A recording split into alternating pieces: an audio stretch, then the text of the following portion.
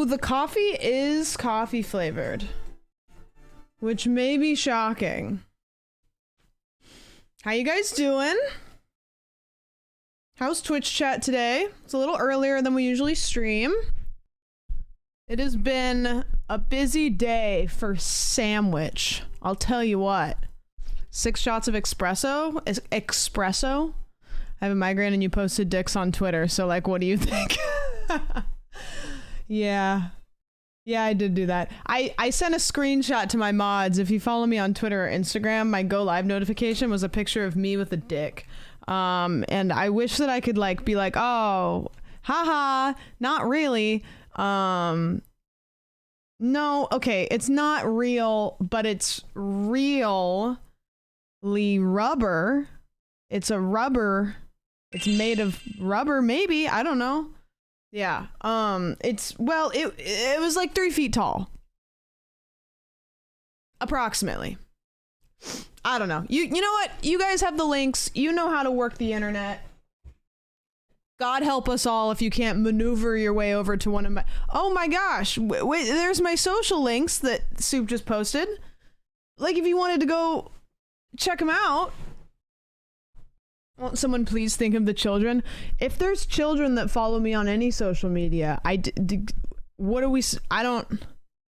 You know what I mean? At this point, can we really help ourselves?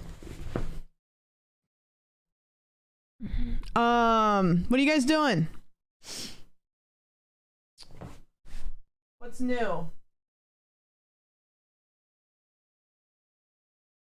Have you guys seen this? What do you guys think about this? I don't know if I've shown you guys that yet. Show us the hentai side? No, I won't be doing that. Hold on. Oki needs to get back into the room real quick. Hold on. 1 sec.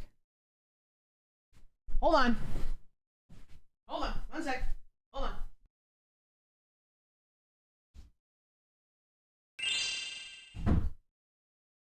Auckland. Miss Lady. Thanks, second base. I didn't really do anything in particular with it. If you're talking about right now, I don't usually do this, but I showered and then yeah, I don't usually shower, so, no, I don't usually shower and then like immediately go to bed. But last night I showered like right after stream. I got done with stream and I felt gross. I got done with stream, I showered, and then like, it was night and like my hair was wet, and so I just went to bed like on wet hair. And if you have long hair and you go to bed on wet hair, you know how it just kind of dries weird. And so it did. I don't know, my hair's been weird today. It always gets really crunchy. Hi Don Juan. I did have a great time. It was a great weekend. I went live yesterday for like a couple hours. I'm gonna be live today for a couple hours. About 3.5 probably. 5, 6, 7, 8. Yeah, about 3.5 hours, maybe a little under that. And then I have a thing that I'm gonna go to. And then tomorrow I'll stream at the normal time. Thursday I won't be streaming, but I'll stream Friday. Streams this week are gonna be all over the place, but it'll be the normal amount of stream time. So, but today we're doing weird horror games, which I know you guys love, and I also love. So that's what we're doing today. How are you guys? How you doing? How's everybody's day been? Hi, Nox. Let me say hi to you guys if you want to. I'll say hi. See if I can keep up. This is pretty far into the stream for me to try to do that. Hi, Gibby. Mortem, hello. Hi, Apex. Charl, hello. ITTV, what's up? Cheese. Potion. Nox. Marcy, hello. Hi, Space Kid. Hi, Fudge. Why God is dead? What happened? I don't know. Just kind of knocked him around a little bit. Mikey, hello. Kate, hello. Curosaurus, hello. Hi, Glucose, Lurkin, Mikey, Lux, hello. You're lurking. Oh, thank you for the lurk. Pube Police, hi. Sing Sing Sung, hello. Flat Rising, hi. Hannah, hi. Fabarian, Turpo, Barry B. Benson, hello. Alexa, second base, hello. GC, hello. Hi, Hannah. I know it's a little earlier than we usually stream, so if you're here, thank you for being here. Sam, hello. Sam fought God at Creator Clash and won. I did. I took him out. TKO'd God. Not very many people have the honors. Hi, Sky Stars. How you been? Fubarian. Blue Apex, hello. Stanley, hello. Welcome in. Germinator, hello. What'd you guys do today? Papers, hello. Welcome in. I woke up today. Mom Witch left. Mom Witch was here for the last couple days because she was house sitting Oki while I was at Creator Clash. So I woke up and me and my mom went for a walk. We walked Oki, got some coffee, and then she left, and then I edited my video for a little bit. I had just enough time to start editing my video and then kind of start to get into the groove, and then I had to stop, which that's always sucky when that happens. But I did do a cool thing today, and I was telling you guys about it yesterday, but I did it. Do you guys want to see what I did? I didn't go to Denny's with Oki, no. Raged at CSGO. Oh, I see. Took a dope nap. Nice, nice. Working a tons, load catching up on being an adult and buying games I don't have time to play. Nice. That sounds about right. So if you guys haven't seen this Twitter account, it's called One Block a Day. Building a house in Minecraft, but only adding 1 block every day. They do a thing where they invite people onto their server and they allow them to build 1 block every day. And there has been literally Matt Watson was on it a couple days ago.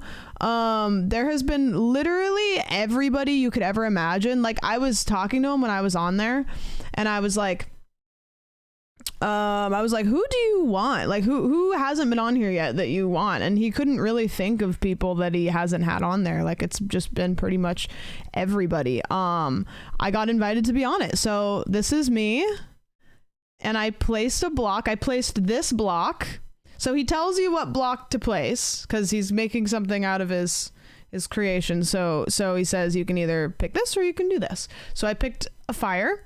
So I'm doing this all the way across. And yeah, it was cool. It was very neat. I was very, very excited, and also got the tour of the whole like server, be able to like see all the things that everybody has made. I thought that once I was off there, then I was off there, but I can't actually log back on later, and I'm going to build a Blarney on there. Because I thought that once I was gone, but now that I'm on there, I'm on there. So I'm gonna load back on, and I'm gonna build a Blarney on the server. I just don't know when, but I will do that. I did a lot of inventory maintenance in my favorite game. Oh, nice. That's a nice thing to do. Also, like a little bit relaxing sometimes. Hey, Doggus, how's it going? But that was really cool. I was really excited about that. So I did that today, and then I talked to Jarvis for a little bit because he posted a YouTube video with me in it. And if you haven't watched it, it's very good. It's very funny. It is this video. Me and Jarvis went through, he had his audience send in dating profiles, and we went through and we picked them apart. And so if you haven't watched it, you should. It's very good. It's very, very good. And I don't mispronounce any anime characters' names. What's my favorite thing to do? Live, laugh, love, baby. Let's go. Gonna have to watch that. It's a really good one. It is a good video. I'm not just saying that because I'm in it. It is good because I'm in it. But it is a really good video. Every human being will place a block. Inevitably, yes. Hey, Tony. How's it going? Can you send the link? Uh-huh. I can do that. Here's the link. I don't know if this is time-stamped. I don't think it is. Praise Jesus and eat cheese. Yep. Hey, Carlos. How's it going? Liam, hello. Hi, Alice. How are you? Also, watch it. Yeah, watch it because I'm in it. The comments have been really nice too. You know, I've said this before, but like if I go onto a channel of somebody who's got like a larger following than me, especially a guy, sometimes I get a little bit nervous because it's basically you're going into somebody else's house and like it's their moderators, it's not the comments that they're used to. You kind of just have to like trust, right? And so it was nice because the comments are really nice and everybody seems to be really cool and receptive, and there was only like one person that is shipping me and Jarvis, which is inevitable. It's inevitable if you do any kind of content with a guy that there's going to be people in the comments that are like doing that, but his community is real good. That's never any, it just doesn't get like that over there. Everyone I met from his community has actually been super friendly and amazing. Yeah, it's cool. It's very safe. The means it's timestamped to start at 17, which is like 12 minutes. Yeah, I copied it. I knew that it would probably be timestamped, but you guys will figure it out. People have about one dimension to thoughts. It's, when you get a big enough audience, like pretty much any comment that you can imagine will inevitably happen. It's like the rule 34 of the comment section.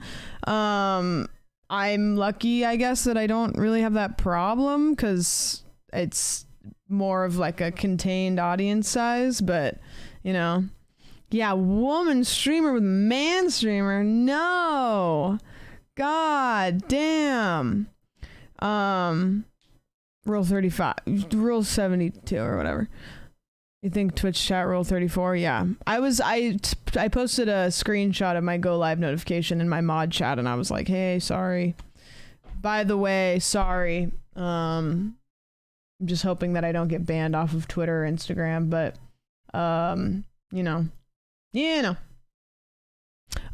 Bat, welcome in. Man, it is like so much more light outside than I'm used to. I'm not used to it being this light out when I start streaming. But that is all good. By the way, sorry, you still did it. No, I know. I did it and then I thought about it and I was like, I probably will have some weirdos come in, but I just want to let you guys know. Did you see our response? Sam, are you fucking serious? Hey, that's a penis. That's actual multiple peni. Oh, I thought I was having a fever dream because surely Sam wouldn't set us up. What the dick? Surely Sam wouldn't make her mods suffer like that.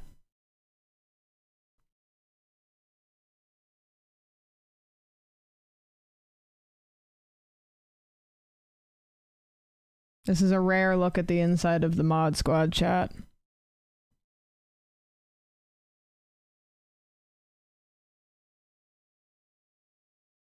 If you look really closely, you'll be able to see the tweet.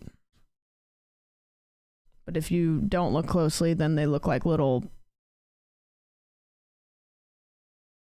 I don't even know. Yeah, do that, Marcy. Exactly. Out here crucifying your mods right after Easter. Have some class. Yeah, unpainted garden gnomes. Exactly. Little rockets. Pretty unequivocally penises. I don't know about that. That doesn't seem right. New Herman Miller's job. Yeah, exactly. I mean, and you know what I realized is usually for Twitter, I don't put the Twitch link because it's pretty apparent that when you add any kind of URL to your tweet, it kills the discoverability. Like, it's so apparent. Like, if I tweet something, there's usually a handful, and I'm pretty sure it's like the people that have Twitter notifications on. If I post something, usually it'll hit like 5 likes within the first like minute or something. When I post a tweet that has a link in it, it can sit there for like 5 minutes and maybe not get up to 5. Twitter so obviously does not like links. Unless maybe so many people are clicking the link that they don't like it. I don't know, but I don't know if that's true. An outgoing URL is like -5 to the push rating. I believe it. I mean, I don't like it. I don't like that it's like that, but I guess maybe I can kind of understand because...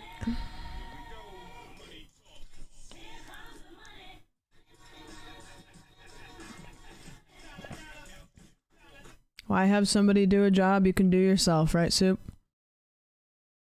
You can't hear the alert, really? Hmm. Why can't you hear that?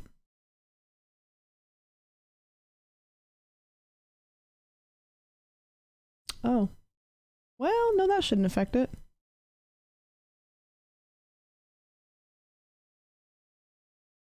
Hmm. I'm not going to change it. And did the hellos work? If you guys redeem hello, can you hear hello? Because if you can hear hello, that's weird because they're on the same alert box. Oh, really? You can't? You can't hear those? Hmm. Why couldn't you hear those?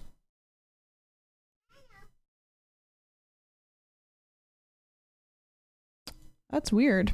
And you can hear my music and my mic though, right?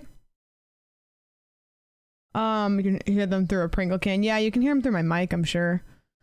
I don't know why that's happening, and I'm not gonna fix it right now. I'm sure it's an easy fix, but I didn't know that. Has that just been for this stream? Or has it been for, oh, I've been muted the whole time? Okay. Got it. If you don't want $1 million, say I. You can't hear me. Okay, so you can't hear me right now. Say butts if you can't hear me. Okay, cool. All right, I just wanted to make sure you guys can't hear me. All right, awesome. Perfect. Well, this makes things so much easier for me. This is way better. Can you guys see me? Here come the slurs. Why is everybody saying butts and why are no words coming out? No, more like no poop coming out. You guys also can't see me? Okay, how many fingers am I holding up? Oh, well, I guess you couldn't hear me say that anyways, so I'm just gonna do this. Okay. So, I mean, if you guys couldn't hear me, then how did you hear me ask how many fingers I'm holding up? Your guys' screen is not, your story's not adding up. You read lips, okay. How many fingers am I holding up?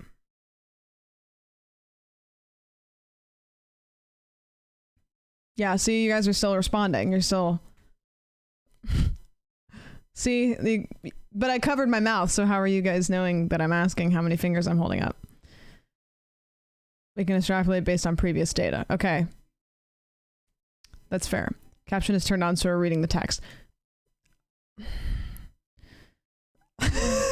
Yeah, you guys are really fucking this joke up right now. Can you guys have a little team meeting over there? Here, I won't look. Here, I'm gonna close my eyes for 30 seconds. Mods, run a little team meeting. You guys figure out what your bit is, and then I'll take my hand off of my eyes, and you guys can take the reins, okay? You got 30 seconds. 1, 2, 3, 4, 5, 6, 7, 8, 9, 12, 15. Are you gonna TTS? I swear to fucking God. 6, 7, 8, 9, 10, 13, 22, 23, 24, 17, hike. Okay, so you guys just jolled.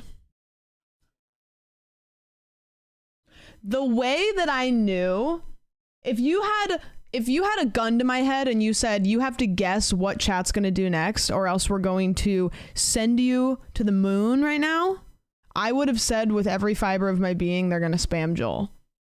There would have been no contest. The bit alerts aren't going off either? Why? I wonder, oh, you know why? I have my system audio turned all the way down. Here, now do you hear it? You sandwich. Did you hear that? My system audio is all the way down. Yep, fixed it. See? It's always an easy solution. Sorry. Nope. I'm a tech wizard, yep. The Wizard of Oz. The tech wizard. Hello. Hello. Yep. Hello. Well, you know, don't forget to pay the mods. I might forget. What can I say? What can I say? I don't know if Joni is here, but I will be watching the Love is Blind finale tonight, and I was binging all the episodes that I needed to binge last night after stream. So I'm fully caught up and I'm ready. So if anybody spoils anything, I'm gonna lose my fucking mind. My mom last night, this is not related at all, but I just thought about it. My mom last night made lasagna.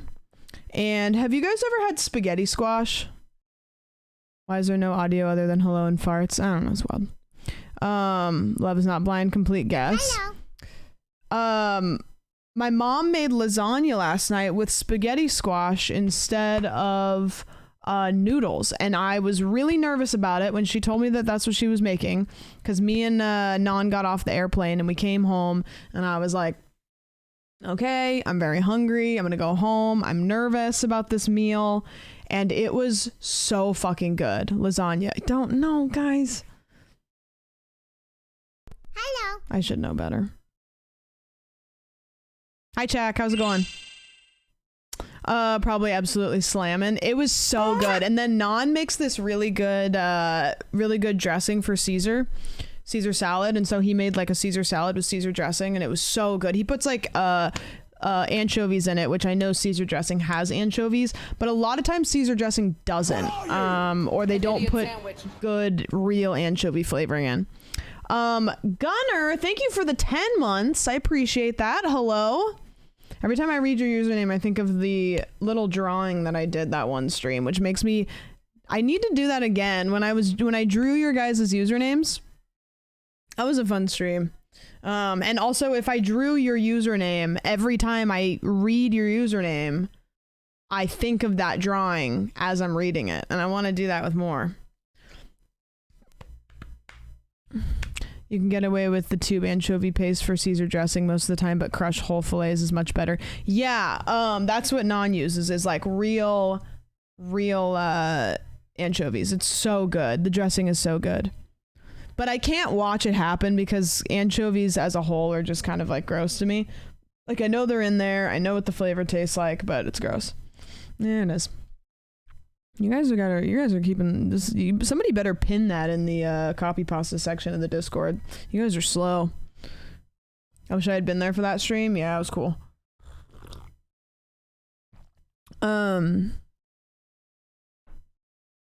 I can do it again. I just have to, I can't do it like on a whim because I have to use my iPad, and I have to mirror my iPad onto my computer, and like that obviously can be scary. So I have to like go through, make sure all the notifications are turned off, like just make sure everything's like clean, you know, because I use my my Procreate app, which is what I use for everything. So it's like I gotta just open it up and make sure, just scrub everything. Yeah, the art streams are good. They're far and few in between, but they are very good. Can you just put it in airplane? I could. I still have to clean out the Procreate app just to make sure that there's nothing in like a prior project that's, I don't know. I don't use Procreate to deal with doxing shit, but is Procreate a sex app? No, it's an art app, and I hate every time I say the name of it because inevitably somebody says something. I don't know why. Like, they had to have thought about when they named it that people were gonna make jokes forever. I don't like anchovies, but I do like tuna. I like fresh tuna. I don't like canned tuna, but like fresh tuna is real good. Hi, Jelly. An idiot sandwich. How are you? Did you finish the YouTube video? I saw that you posted in Discord that you were watching it. How was Florida? Florida, the state, is less than ideal. My mom was asking me about Florida today, and I haven't lived in LA long enough to really know the difference between cities. Like, if you dropped me in the middle of any other city, I would be like, oh, this just feels like LA. I think if you live in a specifically large city for a long period of time, you kind of get to know the difference between different large cities. So for me, it was just, I was in a big city. I could have just been in a different part of LA. I wouldn't know. But the weather was really humid. It was humid and it was rainy. There was thunder and lightning. It was like 90 degrees every day. And the water in the bathroom of our Airbnb smelled so bad. It smelled so bad. Like, I would turn it on and like the drain thing wasn't working super well, so the water would like kind of build up like this much before it started like draining. And every time I brushed my teeth, it smelled like farts. Every time I washed my face, I was just washing my face with fart water. It smelled so bad. And I kind of feel like that's a Florida thing. I did not realize the alternate meaning for procreate until now. There you go. I was in Miami last week and saw flooding. Your segment with Jarvis should be called Sad Him Boys. Humidity and storms get worse as the summer goes on. Hurricane season is like fall, right? For like the Gulf. Every single person I know in Florida has a second fridge full of spring water. Yeah, I drank out of the kitchen sink once, but we weren't home that much. We've gotten pretty good with like the like events and stuff that we go to. We now know the deal. When we go to events like TwitchCon or like any of this shit, we've realized that the place that we stay, we aren't going to be hanging out at. We don't need to get a kitchen. We don't need it to be fancy. We just need it to be clean. It can even be in like a mediocre part of town. So we get a place that has good reviews as far as cleanliness, and that's it. Your mic's EQ. Oh, thank you. That means a lot because I don't know a whole lot about sound. I just know that sound is important. So I sit and I fuck with it until it sounds good, and I also ask people questions. The thing about my mic though is like if I need to change stuff, I don't know what I'm doing. Like I don't know what any of the words mean, so I always have to ask. I assume living with Non, you only have access to fart water. Yep. The sewer system backing up due to flooding. Nice. Fart water does seem very Florida, yeah. So yeah, we got an Airbnb that was just kind of cheap and fine, and it was good enough. The only thing that sucked about the Airbnb is my bedroom had really poor lighting. And so when I had to do my makeup, I was doing my makeup in just kind of mediocre. Like I had like one light in the middle of the room that was like behind me. And so I was just kind of winging it. But if you're a makeup wearer and you've been wearing makeup for a while, you don't need a whole lot of light if you're doing the same look that you do all the time. Like, it's pretty surprising how well you can do your makeup in shitty lighting if you have been doing it the same way. And I've been doing my makeup like the same way for years. I've not changed anything. I've gotten a little better at doing the wings on my eyes, but that's it.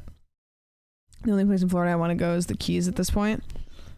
I want to go to, I think I'd like to go to Disney World. I've heard a lot of people like Disneyland more. Disney World I've heard is like too big.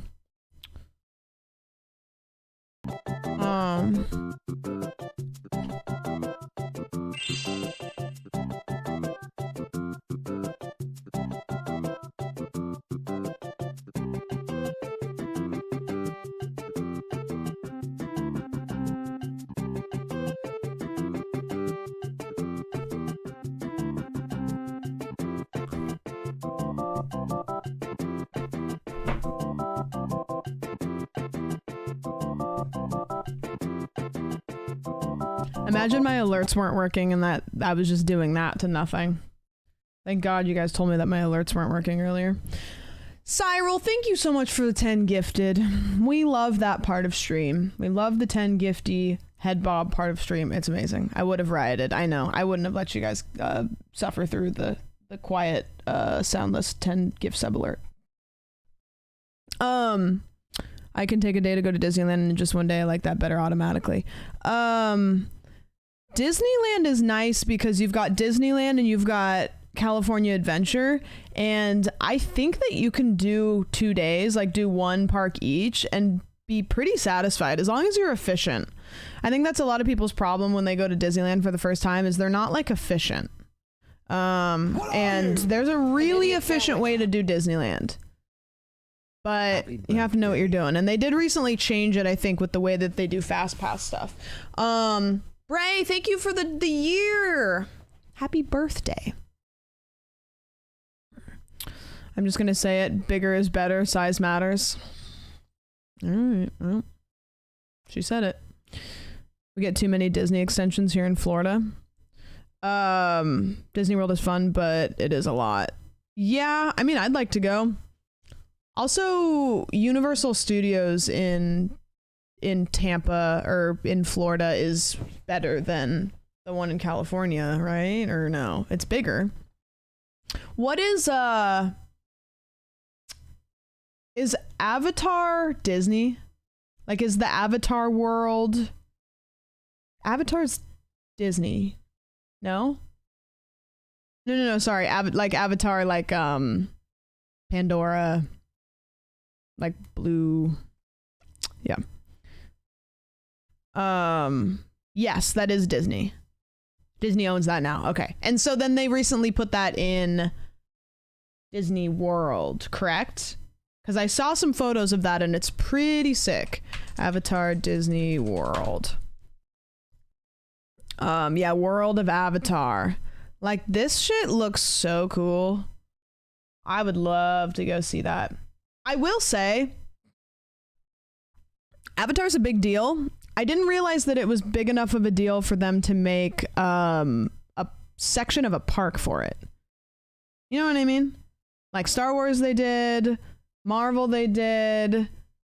I didn't think that Avatar had that big of a grip. I guess maybe just because visually it's a really stunning world. Do you think they'll do another Avatar movie? I kind of think they won't. You think? He's signed through 5? Shut up. Really? They want to do 6? Didn't the last one, like, not do... I mean, I don't... When I say not do great, I don't mean, like box office wise. Like, it wasn't like the first one. It did amazingly. How much money did it make? How much money did Avatar 2 make? 2.3 billion. It passed Titanic to become the 3rd highest grossing international release ever. No, this says 1.5. Okay, they say 2 completely. 2.9. I don't even know. Everything says something different. They planned out 5 whole movies. The one that they just... I never saw the most recent one. Did they leave it kind of like cliffhangery? Like, did they leave it in a way where it's like they have to make another one? Or did they wrap it up? Because I feel like the first Avatar movie, they wrapped up... Like they... Obviously, at the end of the first one, spoiler alert, he like opens his eyes, right? And that's kind of like yeah, they could make another one, but also if they didn't, like it's fine. They closed it. It could just end as is. Okay. Oh, thanks, Marcy.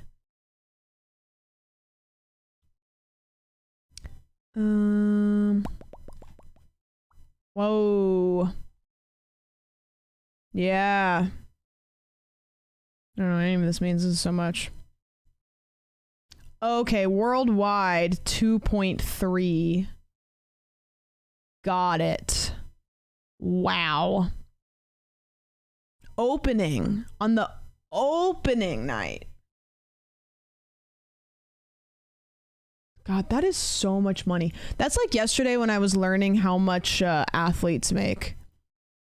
Blew my fucking mind. I like the amount of money that is in the entertainment industry in any capacity is just incredible. They filmed scenes for other movies already because of how long it takes to make them. They didn't want harsh age differences to be obvious. Oh, that's true. That is true. Isn't the 3rd already done? I didn't even see the 2nd one. I probably should have gone and seen it in theaters because it seems like a movie that would be cool to see in theaters, but not on the big screen. Maybe not. Those numbers are so big that they mean nothing to me. It depends on what we're talking, but like after you get up to like a couple million of anything, it's like I don't, you know what I mean? It's like, I can't even comprehend what a million of anything looks like. Like, if you put a million marbles in a room, I don't even know what that would look like. Like, I don't know how big the room would need to be. I don't even know how to comprehend what that looks like. Does this help? This is just gonna make me sad, isn't it? Spend Jeff Bezos' money. Hold on.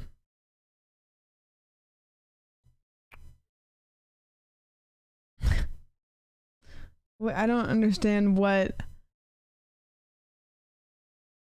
So what is this doing? So is this how much money he has and you can just like try to spend all of it? Is this like his net worth? And it's just all of this stuff that you could possibly like I could just try to buy 300 Lamborghinis. How many people are in chat right now? What's my view count right now? 237. Okay, so I could buy, let's see, 237 Lamborghinis.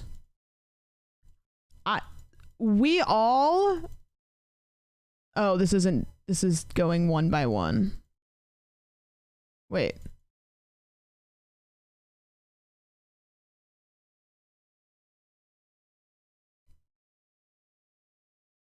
You guys want a cruise ship? Anybody want a fire truck? Let's get a fire truck. Townhouse? Why not? A bar? Sure. Anybody want a Super Bowl advertisement? What would we like to advertise? We could get one. I do get compared to Cindy Lou Who a lot. It's my nose. Look at my nose shape. I have a very Who-like nose. Advertise Joel. Okay. We're getting one Joel advertisement. Why not another one? Sure, fuck it. Let's get 3. An F-16. I'm gonna get an F-16 for every single person in chat. You all get an F-16. I don't even know what the number was. Everyone gets an F-16. A yacht? Anybody want a yacht? Fuck it. Let's get everybody yachts. A couple of them. We'll throw a couple extra there. A mansion. Yeah, you know what? We may need 1,000 mansions. We may need 1,000 mansions. A skyscraper? I checked and I think that I could use approximately 50,000 skyscrapers. Ooh, we can only get 1,657 skyscrapers actually though. We're down into the millions though. Does anybody want an NBA team? Type 1 in chat if you would like to have your own NBA team. You can name it whatever you want. Flat Rising, what are you naming your NBA team? Oh, we're in the negatives. You can't have that. Okay, so Flat Rising wants an NBA team. So we actually have to sell a couple people's mansions. Sorry. We have to sell a couple of mansions. Sorry. Did not mean for that to happen. We kind of went over budget a little bit. Okay, so we bought 316 Lamborghinis. We bought 1 townhouse. So everybody gets mansions, but one person has to have a townhouse. Who wants to have the townhouse? It's okay. Maybe you're just like on the road a lot, you know? Who wants the fire truck? I can't remember who we gave the fire truck to. Okay, so Flat Rising wants the NBA team, but does not need a mansion. That's fair, I think. Everybody got skyscrapers. Everybody got yachts. Everybody got F-16s. We got a couple of Super Bowl advertisements, so that's good. Yeah, good. Good. Yeah, we're cool. We're chilling. Yeah, let's get a book. Just one. Damn, I feel good. I feel good for that. That felt good. Yeah. Can't wait to fly my F-16 from my mansion to my skyscraper. Yeah, and then you could go over the Super Bowl with like, the commercials playing, you know, see it from above. We all have to share the book. Well, it's for me to read you guys a bedtime story. It's story time. You just need like 30 seconds of this video to get across the point of how much a billion is. Like the first 30 seconds. This is a United States $1 bill. It's just over 1/10 of a millimeter thick. So what if you had 1 million of them? 1 million US dollars stacked up into the sky. How tall would that stack be? Well, I mean, first of all, it would fall over. So let's say instead that you put that stack on its side. One after the other, lined up, not edge to edge, but just stacked up. How long would that stack be? Well, it'd be about the length of a US football field or a UK football pitch. So that's the distance that I'm going to walk right now. And as we go, have a think about just how much money that is. We passed $10,000 within my first couple of steps back there, and that's more money than the average annual wage in a lot of the world. Now, there's a money clock on screen tied to the GPS in this camera, so the numbers should be about right as we go. A lot of folks have created visualizations of the difference between 1 million and 1 billion. Humphrey Yang on TikTok did a great one with grains of rice, and Ren at Corridor Digital did this spectacular visual. I want to watch this. Can I click that? Corridor Crew. Hold on. Corridor Crew. I want to see this. Numbers quickly get very large when you start adding zeros to the end of them. The problem is that our brains aren't naturally wired to comprehend that Tom Scott is like the most British sounding name. Tom Scott. kind of scale. And at a certain point, they become these weird intangible concepts rather than something you can actually count. Take, for instance, 1 billion. It's a very, very large number, but so is a million. I mean, they sound kind of similar, so don't they kind of feel similar? But imagine this. 1 million seconds adds up to about a week and a half. Now, 1 million seconds is a week and a half. See, God, I'm so out of touch with like how much a million is. I want you to take a guess at how long a billion seconds might be. How's it going, Ren? How long is a billion seconds? 3 weeks. 6 months. 63 days. You can't think about it. 5 years. 2 fortnights. Wait, how much did he say? Hold on, let me go back, sorry. Billion seconds might be. How's it going, Ren? You can't think how long is a billion seconds. How long is a billion seconds? Okay, guess. I know there's some math people in here that are gonna know it immediately, but guess. Like 50 years. 50 years. Hi, Hannah, another Hannah. 1 billion seconds, 1,000 years. I don't even know how to do the math there. I actually do know the answer. I feel like you either know the answer because you've known it already, or it's impossible. Okay, a lot of you guys are saying 50, so I think it's probably 3 weeks. 6 months. 63 days. You can't think about it. 5 years. 2 fortnights. 3 fortnights. 4 fortnights. 1 billion seconds is 31.7 years. wow.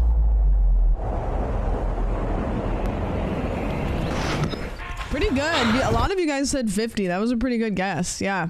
30 years. So if you sat and counted for 30 years, you could count, I think, what if you lose track?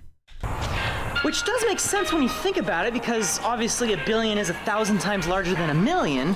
I feel like I'm very like, you have like the million and then you have a billion, and it feels like a billion is like the next step up, which it's not like that. It's not the next step up, but it just kind of seems like from 1 million to 1 billion feels like from 1 million to 2 million. You know what I mean? You guys get what I'm saying, kind of? So let's begin by talking about some money. Oh man, hey, look what I've got here. Have you ever seen $1 million in cash? Not personally. Oh, don't worry about that. How can you possibly fit? You think it's real? I mean, like, no. I just feel like, yeah, it's got to be a prop. It's just the liability of having $1 million in cash makes it seem like it's not worth it, you know? So much money in a Hogwarts stack. This is $150,000. I only got $140,000. The reason why $1 million doesn't seem all that imposing is because you're only looking at 10,000 individual bills. So if this is $1 million in cash, can you imagine what $1 billion in cash looks like? How big do you think that pile would be? That's a lot of money. That's a lot of money. That would probably fill up this whole studio. So you might be surprised to learn that $1 billion isn't gonna take up all that much space. Remember that show Breaking Bad? You're goddamn right. Well, they had like $80 million worth of cash hidden in a storage locker at one point during the show, and Bill Burr needed a nap. We are here to do a job. not channel Scrooge McDuck. But this is $80 million composed of mostly 20s and 50s. So for comparison, here's $100 million composed of just 100s. This 3-foot tall stack here could fund an entire $100 million.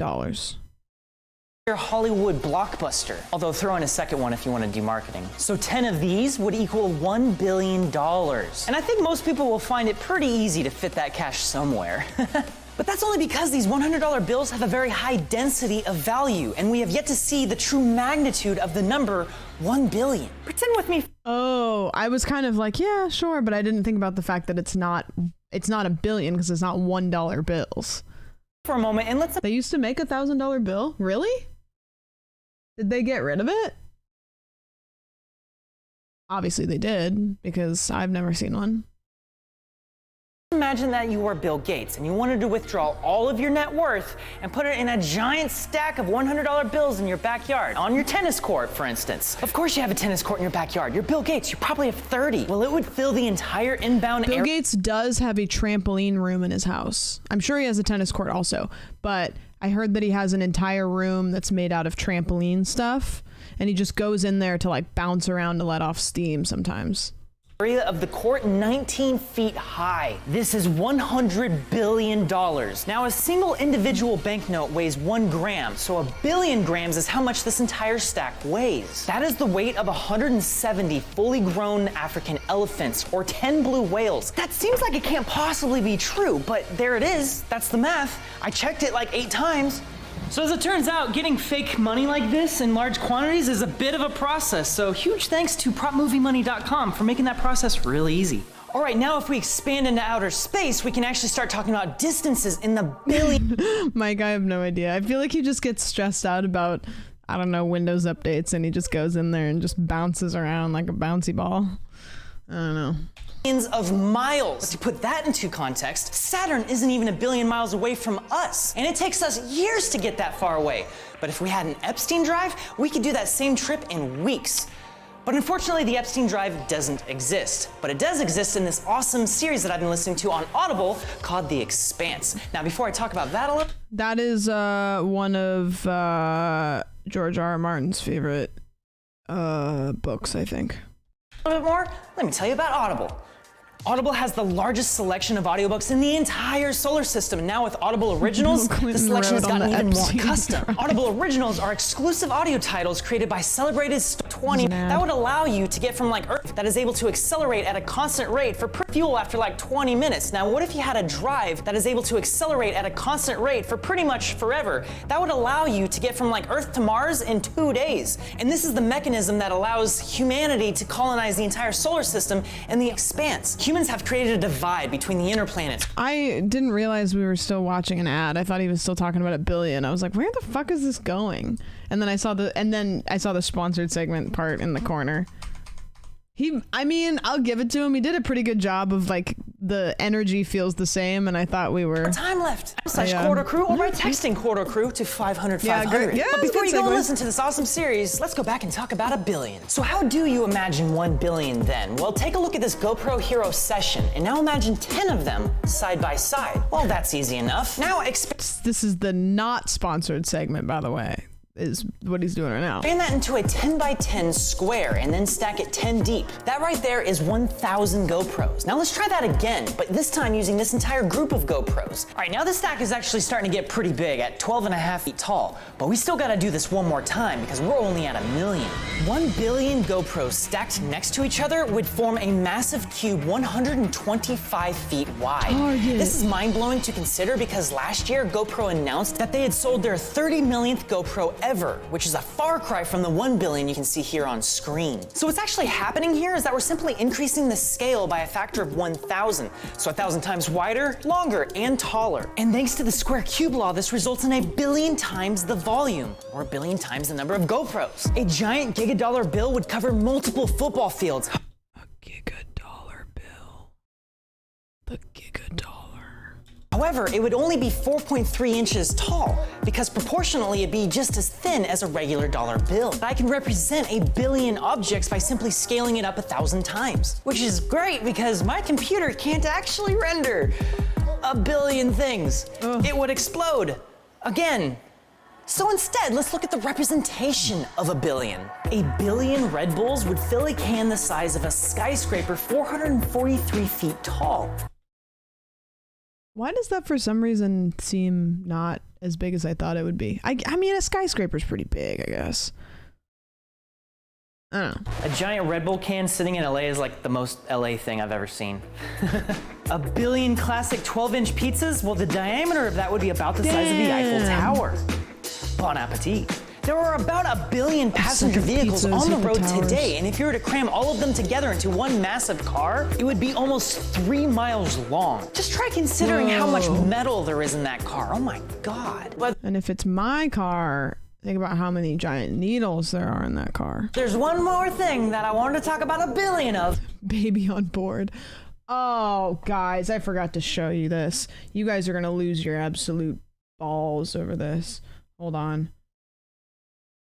I'm not even going to tell you what it is. I could preface it and explain to you what I'm about to show you, but I think I'm simply going to just show you. Okay, wait for it. Wait for it. Wait for it. Wait for it. Wait for it. All right. I get on the plane to go to Florida, right? I'm getting off the plane, and as I'm waiting to get off the plane, I'm standing. You know how when planes land, everybody stands up, and it's like nobody can move, but everybody has to stand up? Well, I'm one of those people. So anyways, I'm standing, and I'm waiting to get off the plane, and I look over.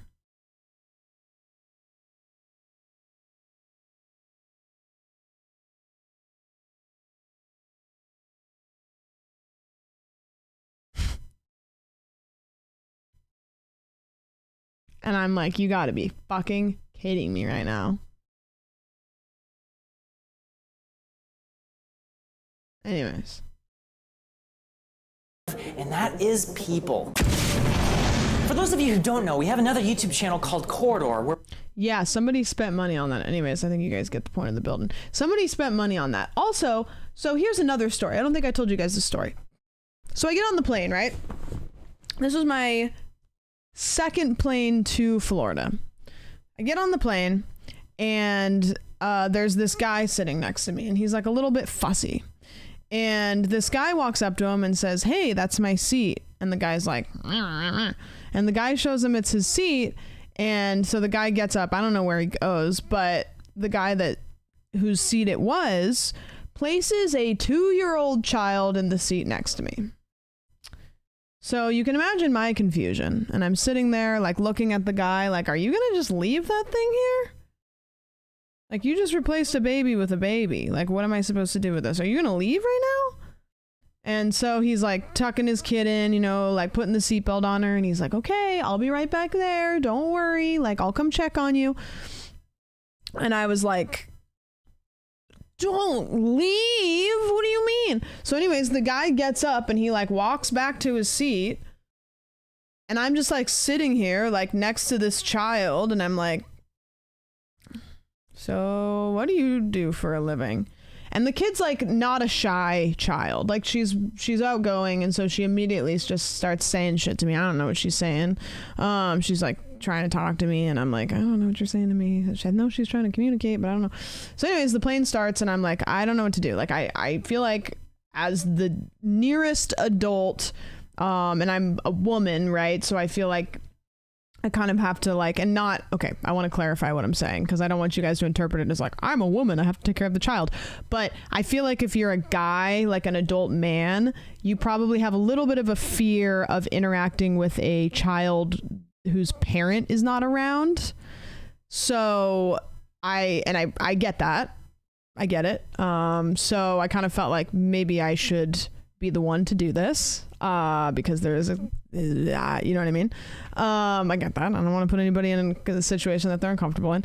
So anyways, I was like, there was a TV on the back of the seat right in front. And I was like, do you want to watch a movie? And she was like, yeah. So I was like, oh, okay, great. This is easy. And so I like started clicking on the screen and she starts scrolling through and she's like, Silence of the Lambs, Ari Aster, and I was like, nope. And so I was like, let's find the kids menu. So I like click on the kids menu and I'm like, okay, great. There's kids movies here. Like, awesome. And so we're going through and I'm like, she knows how to use an iPad. Kids know how to use iPads now. Like, it's like in their blood. Like, you don't need to teach them how to use touchscreens. I thought I was going to have to show her, like, you click the screen and then this is back. Like, kid could not read, had total control of how to use this thing. So she's like scrolling through, click, no, don't want that one, back, She even knew, like, when the overhead, when the stewardess was like talking, when they talk, all the screens on the plane will like pause so that you have to listen. And she even knew that, like, when it would pause, she would be like, oh, we have to wait. And I was like, okay. So she's going through and she was like, have you seen this movie? And I was like, no, it was Sonic 2. She was like, have you seen this movie? And I was like, no. And I was like, you know what? I haven't seen any of the Sonic movies. I was like, sure, I'll watch Sonic with this kid, like, whatever. So she clicks on it and I told her, I was like, you won't be able to hear it because, like, she didn't have headphones. And I was like, I turned the captions on for me, but I was like, you won't be able to hear it. You can just watch. And she was like, yep, I get it. Like, we were cool. So we're sitting and we're watching, and this kid, for the entirety of the parts of the movie we watched, she was like, this is the part where he da-da-da-da-da. This is the part where he falls off. You're gonna love this part. This is the part where he da-da-da-da-da. She was literally like spoiling everything that would come up. She would be like, the car's about to explode. This is the part where he dies. He jumps in front of the train. And I was like, oh, really? She's like, yeah. Kind of wild. And what am I supposed to do? Like, I'm not going to be like, hey, why don't you shut the fuck up and let me watch the little blue hedgehog do his thing. So anyways, the whole time I'm just like, okay, cool. And so we've gotten into the movie. Like, obviously, like, I'm a little bit upset that it's getting spoiled, but like, whatever. The kid's not crying, she's having a good time, like, everybody's cool, the plane hasn't crashed yet. And I'm starting to like get into the movie. It's like, okay, I'm starting to pick up the plot, I know what's happening, I can just ignore, I can read the subtitles. Sonic, not that bad. She says, I don't want to watch this anymore. And I was like, oh, really? Okay. And she was like, nope. So she like exits out of Sonic, and I was like, but Jim Carrey was just about to do the thing that he was doing. And then this tiny little bag of human scrolls and clicks on none other than the Minions movie. I was like, you gotta be fucking kidding me right now.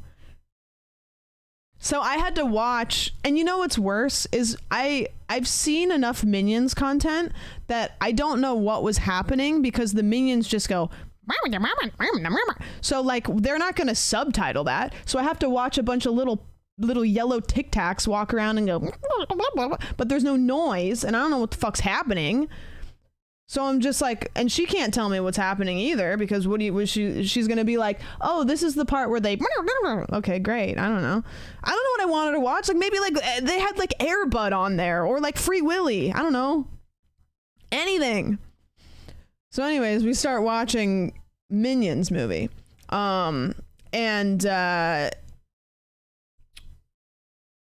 About 30 minutes prior, as we were waiting for the plane to load, before the child had been sat next to me, I was playing Bloons Tower Defense 6 on my phone.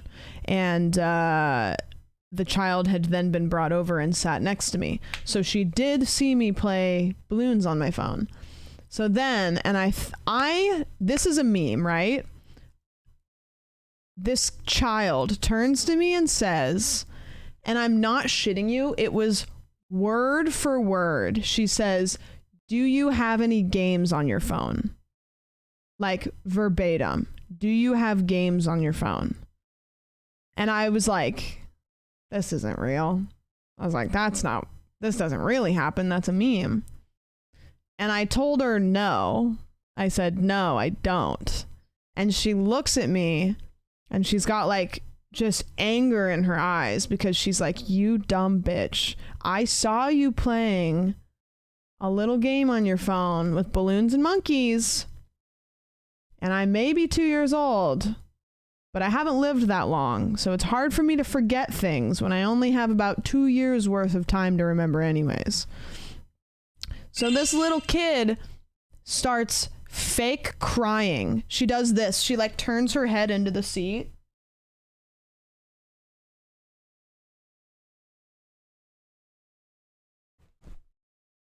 And starts like doing that. And like, I don't know what to do with that. Like, what am I supposed to do with that? And so I like sit there. I'm sitting and she's like sitting on this side of me and she's like throwing herself. I've got silent minions on the TV next to me. I've got a child like flopping around like a silly salmon. And like, I'm just like looking at her and I just like do this. I kind of just like turn my body like away from her. Like I was like, maybe if I don't look at her, she won't exist, you know? It's like the angels from Doctor Who, but the opposite. It's like, it just awkward. And then shortly after that, the dad comes over because we've taken off, like they've made it so that you don't have to wear your seatbelts anymore. So the dad comes over and he's like, are you good? You're good? Are you okay? And he like never acknowledges me. You know, he's never like, hey, I'm sorry that I placed my tiny little sex trophy thing next to you. I apologize for dipping. Is she cool? And I was like, okay. All right. So anyways, he's just like, you know, making sure that she's okay. She didn't rat me out. And I go like this. I was like, do you want to switch seats with me? I'll just be like, can you get... No, he didn't apologize. He wasn't like, hey, sorry. Hey, I'd give you $5 if you just like let her play on your phone. Like, what's your Venmo?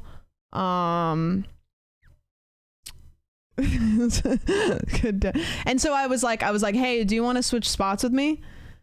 And he was like, hello? Like, it's like I didn't exist before that. Hello? And I was like, do you want to switch spots with me? And he was like, well, if you don't mind. And I was like, yep, it's fine. Nope, don't worry about it. Like, not a big deal. Like, I'll take one for the team. And so I like got up and I like went and sat in the seat that he was sitting in. Which is really funny because the person that was sitting next to him had gone to the bathroom. So I switched seats with this guy and I went and sat in his seat. And then the guy that was sitting with him came back and he like walked up to his seat and he was like,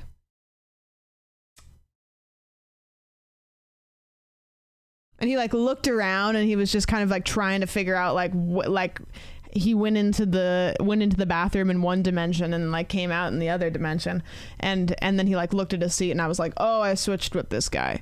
And he sat down and he was like, oh, ha ha ha ha. Yeah. So how did the child end up beside you in the first place? I don't know. Like, when you book seats for you and your family, it seems like if you have a child under a certain age, you should put your child in the seat next to you. I don't know how it happened. I genuinely don't understand how this guy's seat was like 3 rows away from his like kid. I can't believe he didn't ask at the very beginning. I don't know why. Like, I mean, what am I going to say? Like, no. Like, in what world do you ask if you can sit next to your child and the person's like, no, I would rather sit next to your 2-year-old child and have to deal with this the whole flight, you know?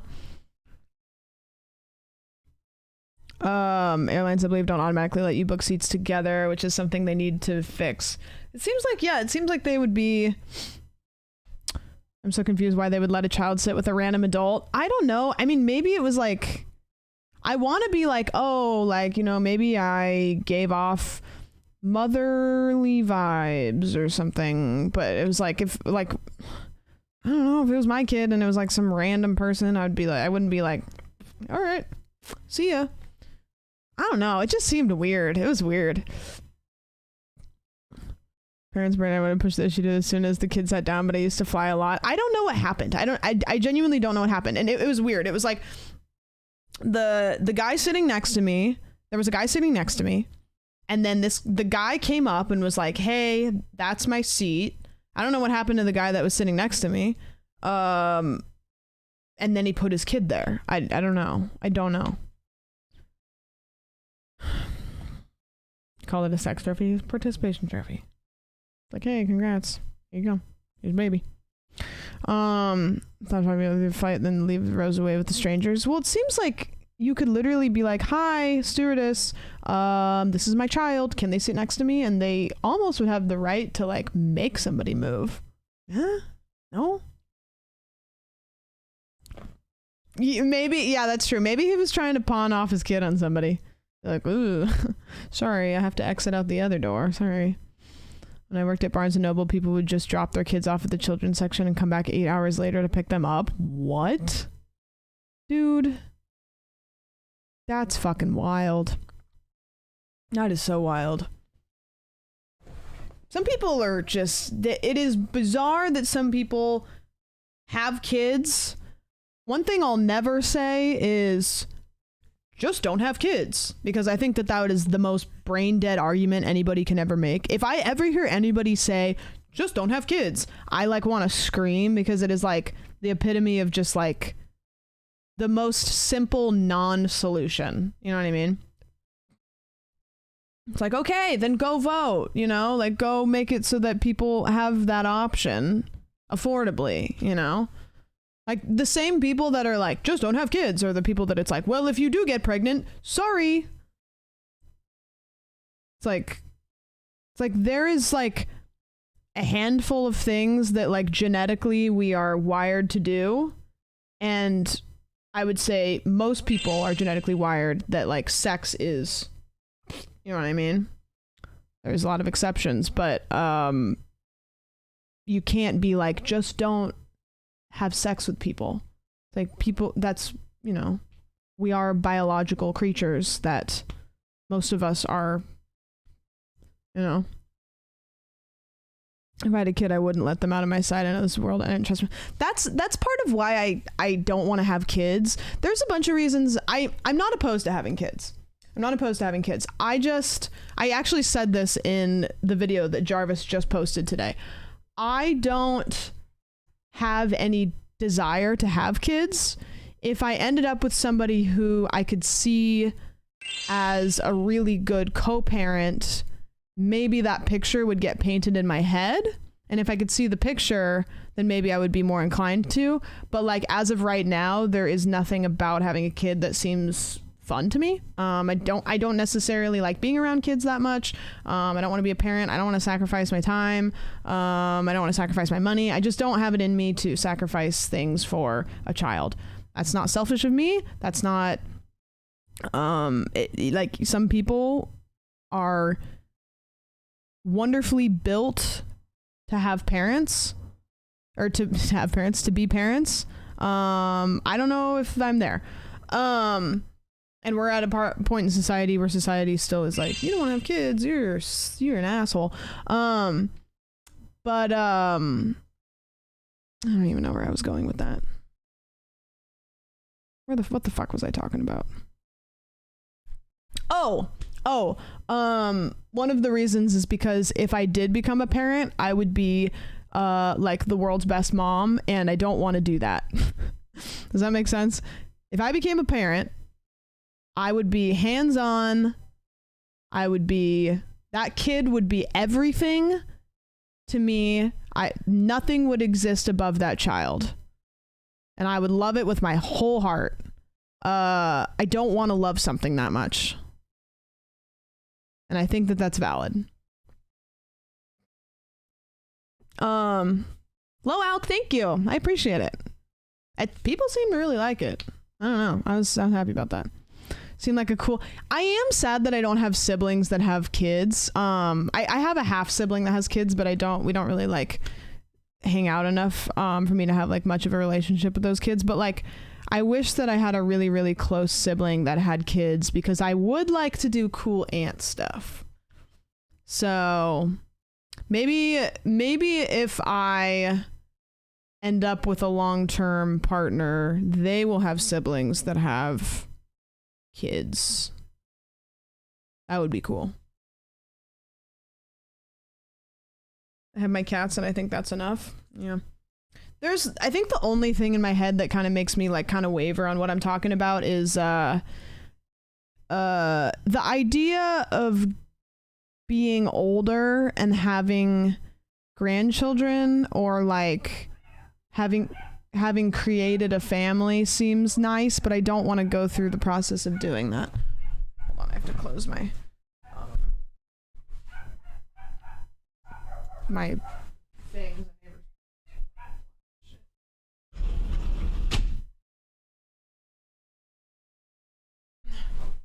The neighbor's dog was screaming. Ow, I just pulled my chair over my foot. Also, question, if anybody wears heels in chat. I wore heels all weekend. My middle toe on my right foot is still numb. Is that something I should be concerned about?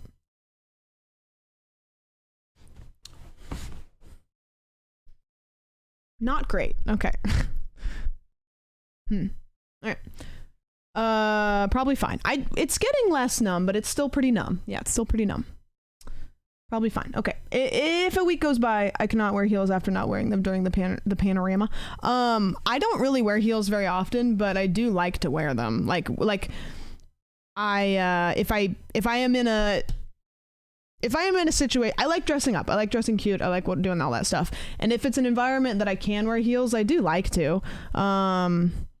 But they sure hurt, and I don't wear them enough that they don't not hurt. I wear heels at most 3 times a week. I'll wear them like once a weekend, like once a month.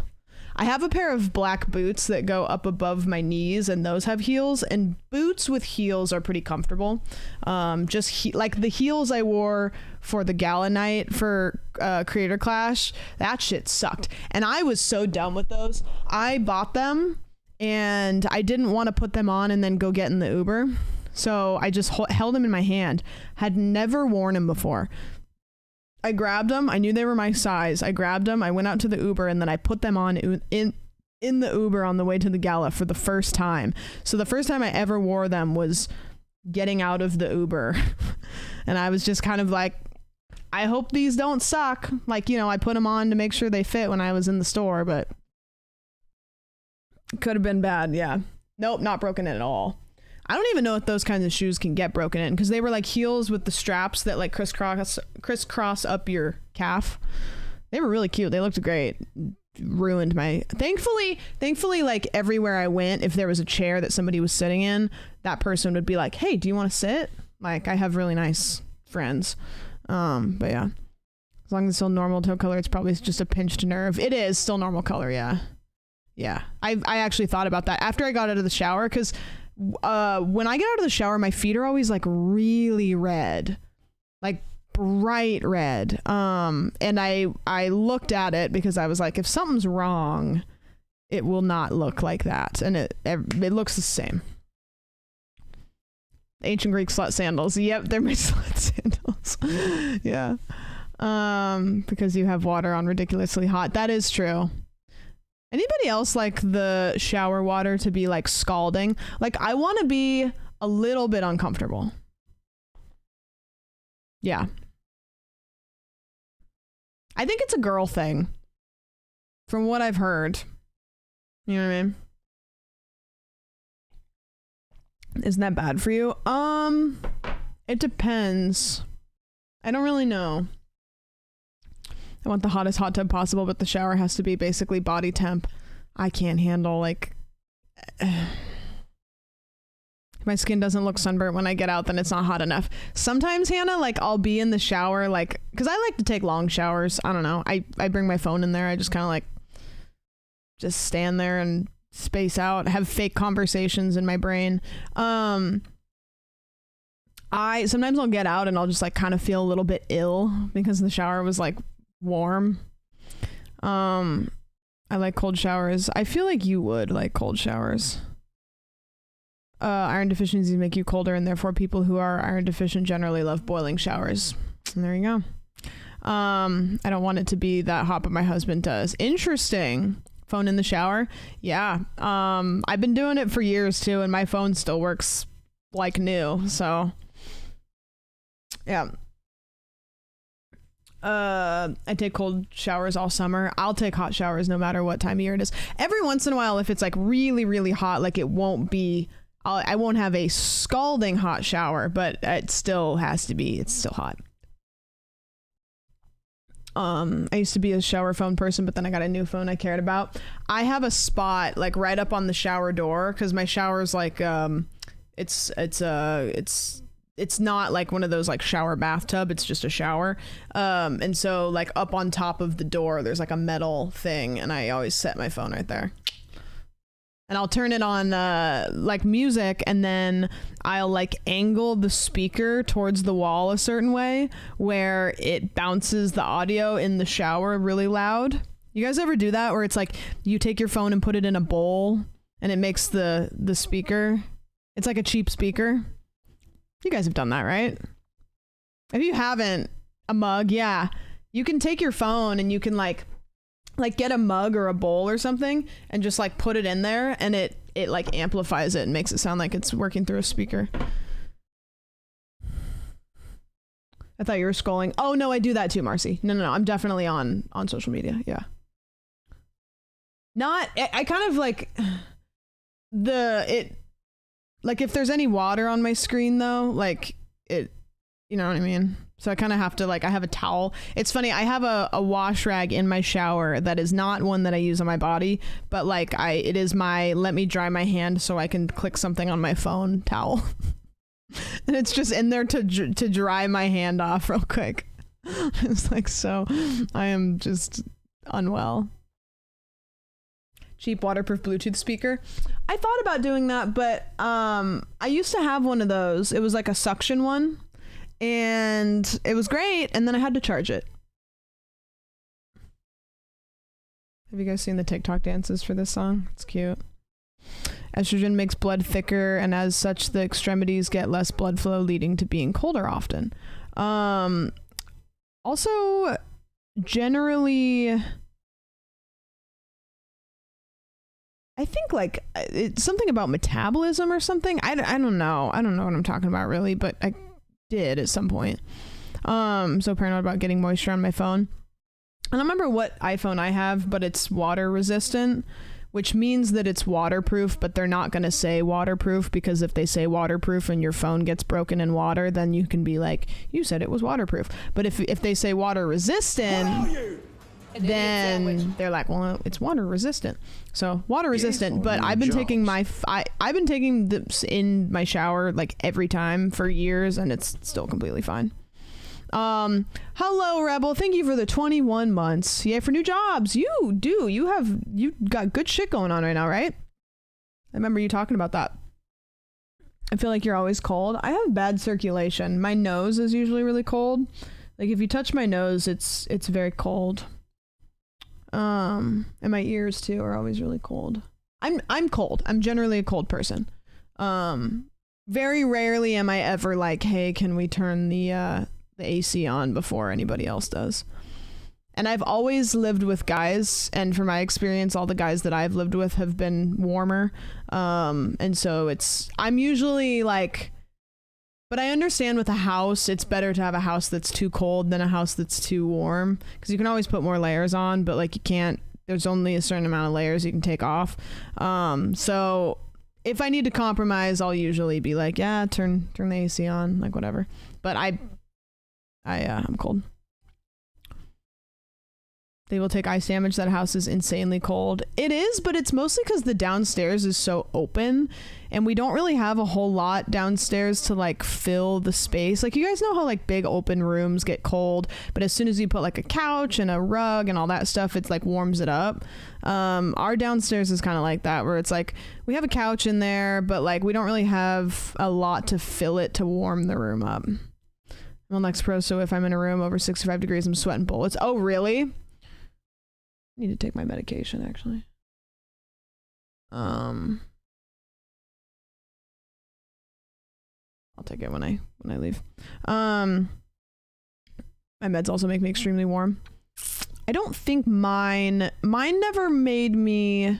The one thing that mine does is I noticed I got really dry lips, which is really common. It like dries your lips out and then you can get kind of like, you know, it's like you just need to drink a lot of water. Like I find I've had to just generally drink more water since I got on mine, which is common. I thought it was because I'm a thick bitch. I'm warm all the time. It has nothing to do with my meds. I'm just a human furnace. Some people are. My ex was like that. He just was like warm, radiating heat all the time, which is like, it sounds really nice and cool until it's like summer and you have to like sleep in a bed with somebody. Like I didn't realize how many sheets I like on my bed until I like became single and moved in by myself. Like I sleep with like a sheet. I sleep with like a comforter, like a down comforter. Sometimes I'll sleep with like sweats and a sweatshirt on. But if there's somebody else, like it changes.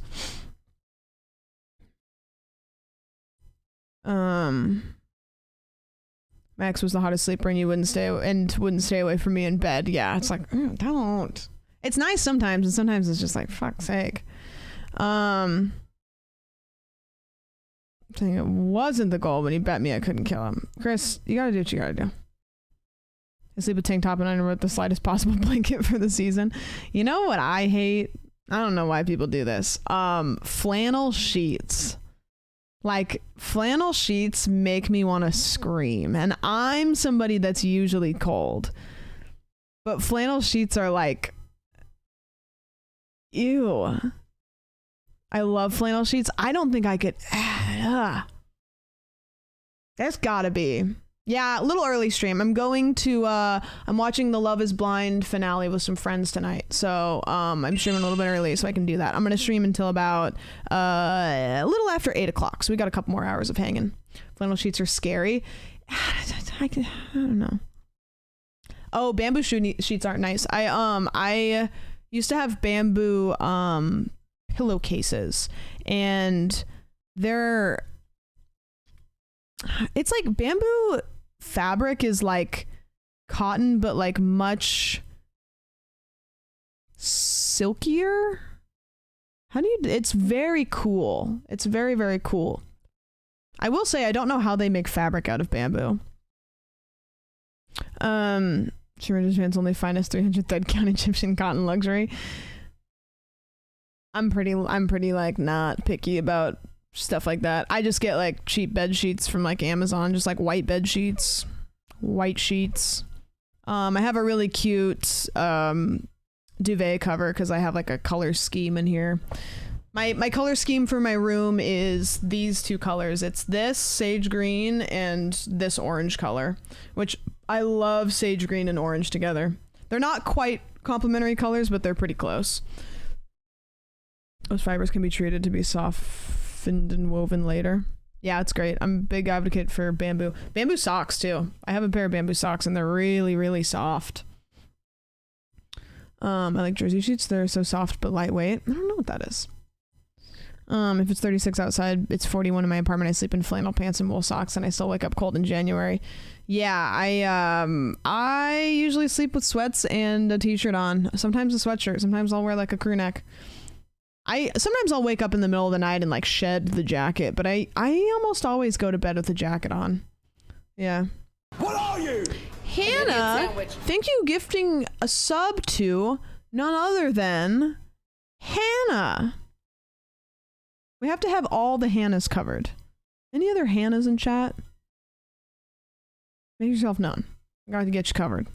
I will say I used to not care, and then I moved into an apartment with really nice Tempur-Pedic furniture. Can never go back to 12 years later. I need to get a new mattress still. No, I don't need to. My mattress is fine. Maybe if on the off chance that anybody sleeps on my mattress that isn't me and complains, maybe I'll be self-conscious about it. But as of right now, it's fine. Not a big deal. In California through there, I never leave the state because I absolutely cannot survive in the real winter. Doggist, I did not expect it to happen as fast as it did, but I moved here, and now already, if it's below 55, I'm such a baby. I'm such a baby. Like, when I used to come to California, like as an Oregonian, I would be like, oh my God, I can't believe Californians are wearing jackets. It's only 65 degrees. And now, like, yeah, if it's below 55, I'm like pissed off. And I didn't think it would be me, but I mean, when you're in a specific space and you expect a certain weather, when you get uncomfortable, you get uncomfortable. No, I haven't even been here that long. And it's been cold most of the time I've been here. It's just I got used to the California summer when I first moved here. I lived in San Diego for a while, but when you move, it gets better. Yeah, you acclimate. You go living in San Diego. Yeah. It's been getting nicer though every day. Today it was about 65. It was enough that I wore like a light zip up. I think this weekend is supposed to be pretty nice. Let's see. This weekend in Los Angeles, California. Oh, it's supposed to be 87 on Friday, 88 on Saturday. It looks like between tomorrow and next Thursday, so for the next 10 days, it's going to be high 70s, 80s, which is cool. Corky Pasta had a serious wake-up call this week about the temperature. She was like, oh my God, it's so hot. And I'm like, Sam, it's not even hot yet. No, not yet. We're down to 3 feet of snow and 15 hours of sunlight. Now, let's go. Is it humid there? No, not really. I don't think that LA is particularly humid. There's a reason why there's so many people here. I mean, the weather is just beautiful, you know? Like it's close enough to the coast. Gets hot, but you know, LA has its humid times. What month, really? Is it like fall? Kind of. Here in Georgia one day. I went to Georgia. You know what I did? I went to Georgia and I went to the bathroom and then I left Georgia. So the most significant thing I've ever done in Georgia is I took a So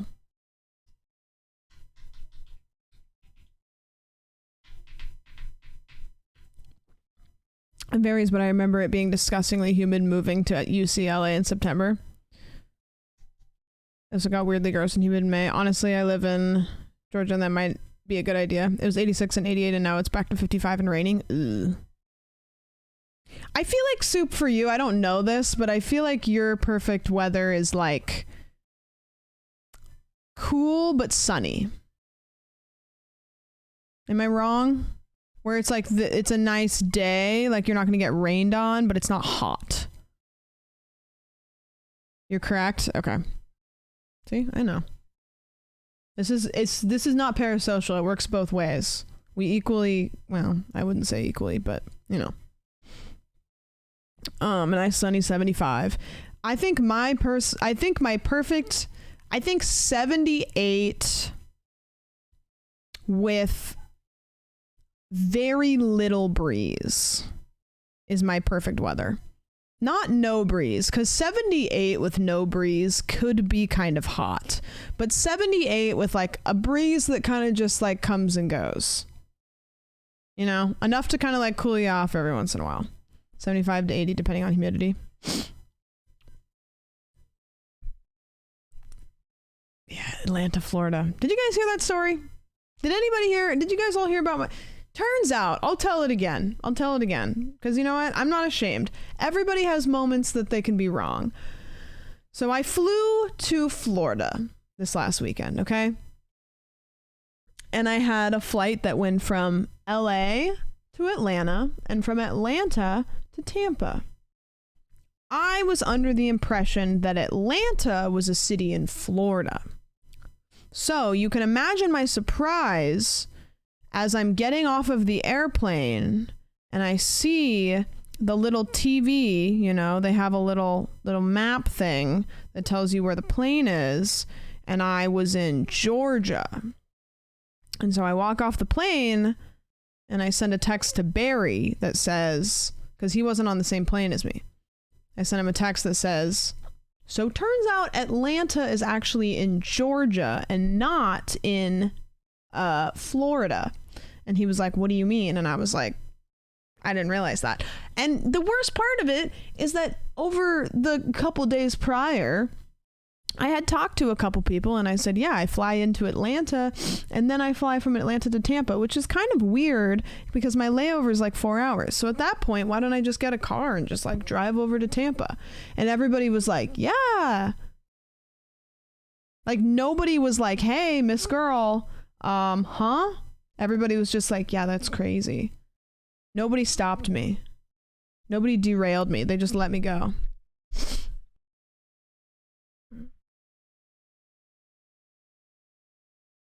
I don't know what that sentence means, but your username makes me think that it's probably something weird. Is the airport with the train? Yeah, so Atlanta airport is like really big. It's like one of the biggest airports, I think. It's super efficient, which is good because it's a giant airport, but you can get through the Atlanta airport pretty quickly if you know what you're doing. Very busy. To be fair, Sam, I've flown to Jacksonville, Florida with a layover in Miami, Florida. Yeah. Many airports have trains. Yeah, Seattle has a train. Atlanta's kind of weird, if I'm remembering correctly. Or maybe this is the Tampa airport. I think Tampa. Damn, I'm getting all mixed up. I think every plane that I went on this weekend, the airport had some sort of tram or something. Dude, Seattle is the worst airport I've ever flown in. Every single time, I'm not shitting you, every time I've ever flown through Seattle, some bullshit has happened and I've had to miss my flight, and like either a layover is like, oh, you landed here and you have to get here and you have 4 minutes and I missed it, or like there's always some bullshit that happens. Every time I've gone through Seattle airport, I've had to like readjust or sleep there overnight because some shit happens. It's awful. Tampa airport was fine. I mean, I was just flying out of it and then flying into it. I didn't have to do any layover bullshit, so I could kind of control that a little bit better. I was terrified though that I should have done this, but I ended up not needing to. I was terrified that my bag was going to get lost on the way to Florida. And that would have been so awful because I had so many outfits that were like for specific things. Like I had my like gala dress and like I had all these outfits that I had picked out for specific days. And my makeup, like, and so when we were flying there, I was like, I should just like put my gala dress in my carry-on or like put my makeup bag. I couldn't put my makeup bag because I just have too many things that are like liquid, too much liquid. But I was terrified. I was so scared. I almost wanted to get a piece of like duct tape that said like going to Tampa. Because if my bag would have gotten like lost, which happens all the time, I would have had to go spend hundreds of dollars in Tampa to get like all new makeup, all new outfits. You know what I mean? Not the makeup bag. I pulled stuff out of my makeup bag today. I need to go through and wipe it off. But everything's poopy. Yeah, there's poop everywhere. It's awesome.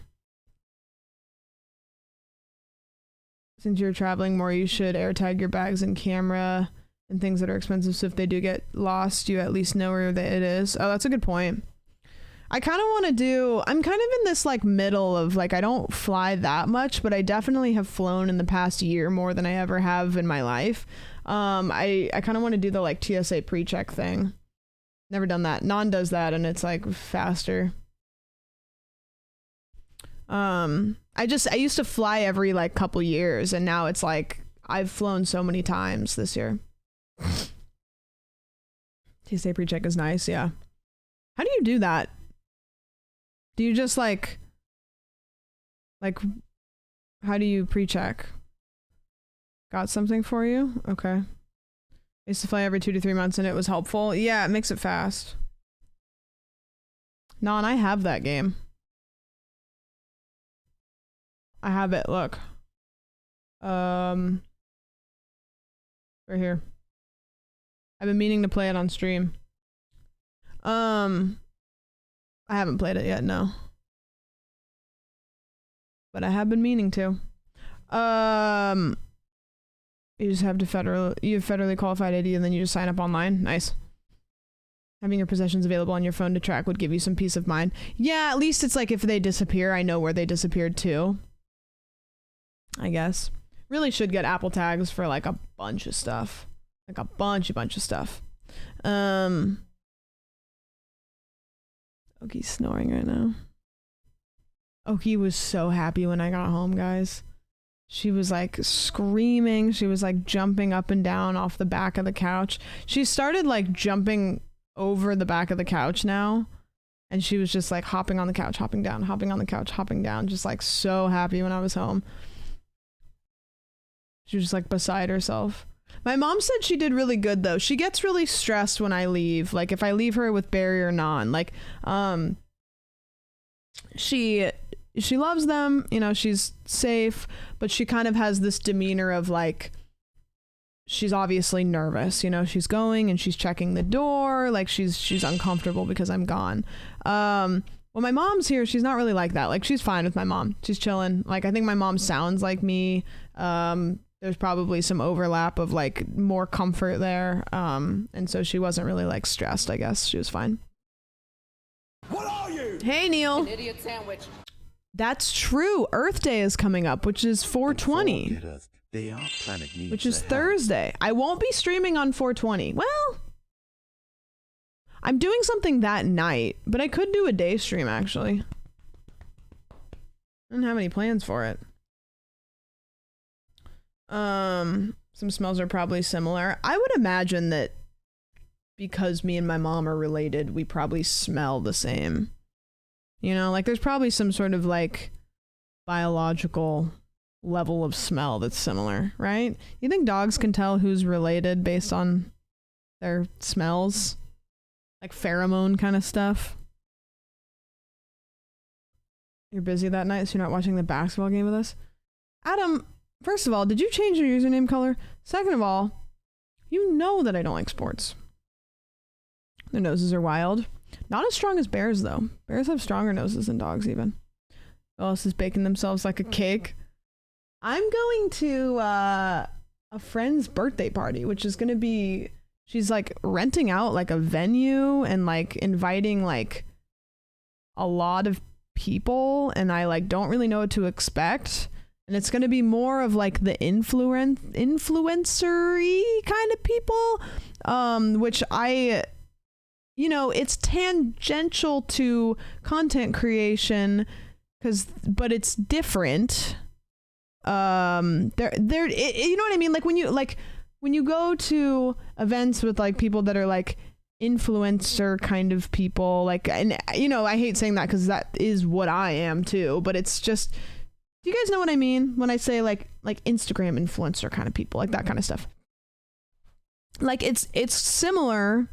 There is a lot of overlap, but it's just different enough that I find myself having to, conversation is a little bit different. Like conversation a little bit different. If they ask what I do and I say I do Twitch, a lot of them are like, oh, like you can tell that they're not quite sure what you do or what that means. Some of them, when you say Twitch, they're totally aware. Some of them, if you say Twitch, they have never used it. So yeah,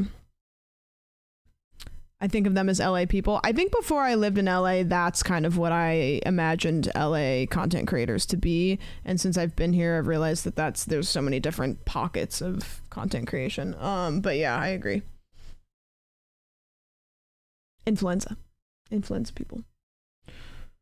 A great time, more people makes it more dramatic. Well, and for me, like, I love people. Like, I love talking to people. The only time I don't like talking to people is if I go to an event with people that are so different and they live in completely different worlds. Like, if I were to go to a convention of construction workers, right? Like, I would surely try to, like, have conversation and stuff, but, like,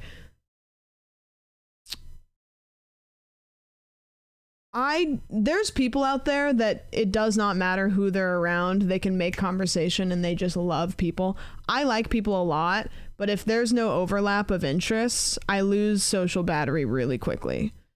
Like, if I feel like the whole time I'm having to kind of like figure out where there's overlap, my social battery runs out. If we have interests that are in common, even a little bit, my social battery is usually pretty charged. Like, I got a pretty good social battery.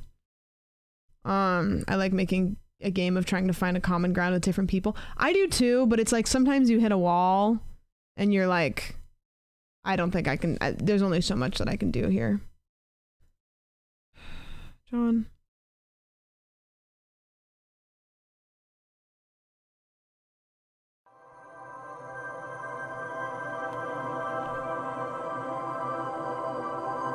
There's no way that this doesn't have porn in it.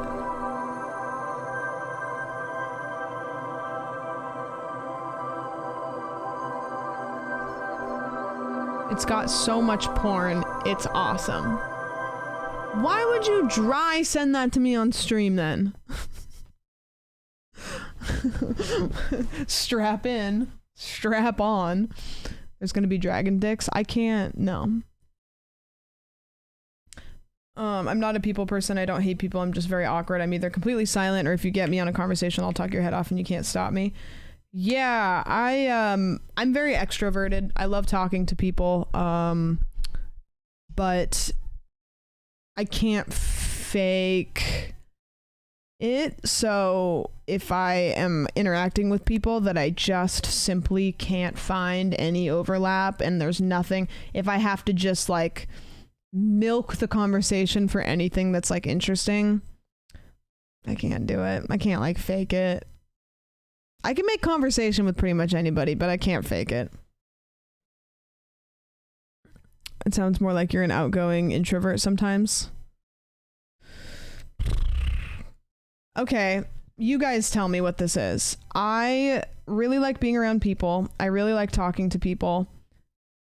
But I'm perfectly fine being by myself, because when I think of an introvert, sometimes I think of people that, like, if they spend too much time alone, they kind of start to go crazy a little bit. I could spend a week by myself. I'm fine. But I also really, really, really like to be around people and go do stuff. Ambivert. Well, I think also part of it feeds into the fact that I was an only child.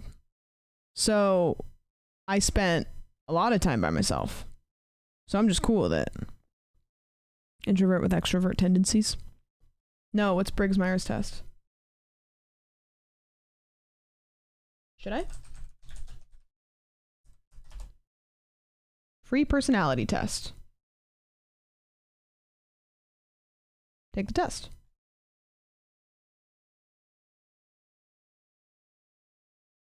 Okay, hold on. I've never done this before. I have heard of it though. But you have heard of me. Okay. Sorry, this is gonna be light mode. What? No idea what the fuck they were doing. You are content with your own imagination, setting your own goals and making. Why? What's up? Humans don't fit into neat little boxes. Sam's thinking, I don't know what you're saying, Spooky.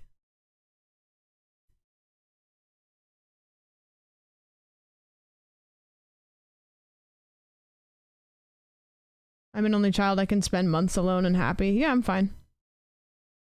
The career counselors made us do the Myers-Briggs test in high school.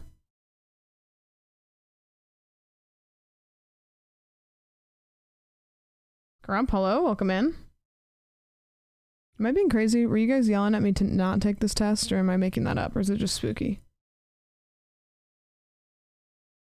It's been so long ago. It's been reformed. The creator was like actively a bad person. So if I take this online, it's the reformed version. Like we're good or we're not good.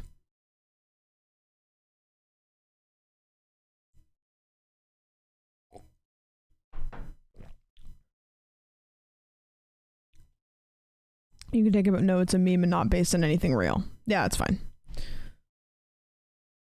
No, you're canceled. Okay, I just don't. You're canceled. Yeah, it's all over. Okay, cool. A lot of people put a lot of stock in it, but it's kind of booty. I'm not gonna like do this and be like, I'm gonna change my whole life. I just want to make sure I'm not like doing some shit that's I don't know the origin or whatever. You know what I mean? So I can take this and I won't be canceled, right? As long as I take it and it's not real, correct?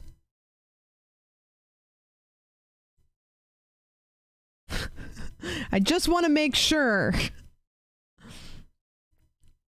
it's real. Okay, what I'm saying is I'm not going to take this and have it affect me at all. I just want to make sure I'm not taking a thing based on anything shitty. Do you guys get what I'm saying? Okay. Y'all scaring me. You regularly make new friends. Yeah, hard agree. You spend a lot of your free time exploring various random topics that pique your interest. Got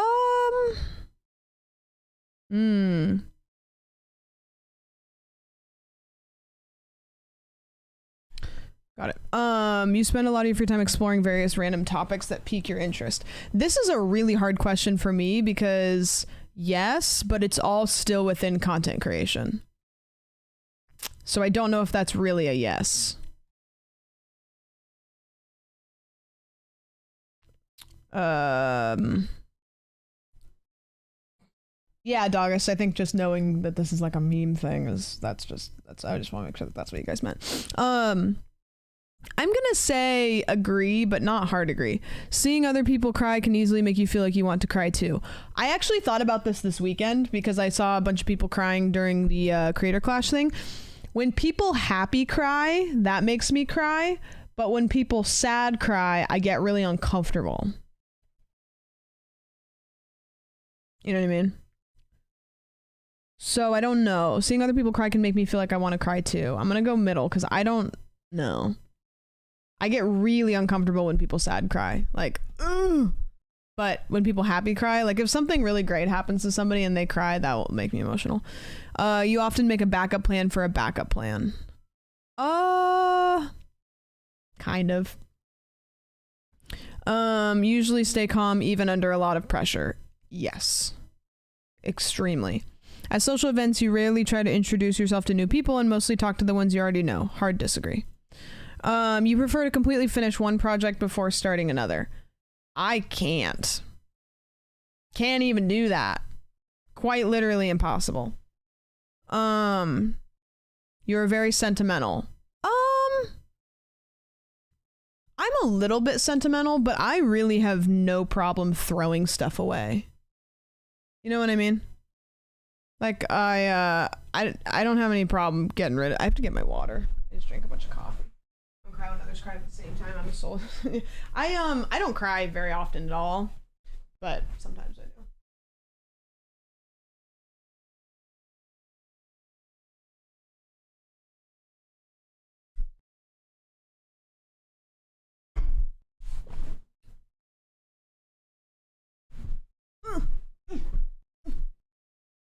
Still can't throw anything away because I'm afraid it'll hurt my feelings. I don't really have any problem doing that. And especially after I moved. What I realized that I'm really not like that because when I moved out, I had this box that was like my with my ex. It was like anytime I had anything that was like if we went to a movie, I would keep the movie tickets and I would put them in a little box, or like you know, he used to write me like little cute notes and I used to put them in a box and stuff. You know, I think a lot of people like have shit like that for their partner or friends or whatever. When I moved out, I found the box and I was like, oh no, like what do I do with this? And I literally was like, eh, and then just kind of like tossed it aside. And I realized at that moment, I was like, I think that I'm not a sentimental person, because like, regardless of how I felt about him in that moment, that's a lot of history.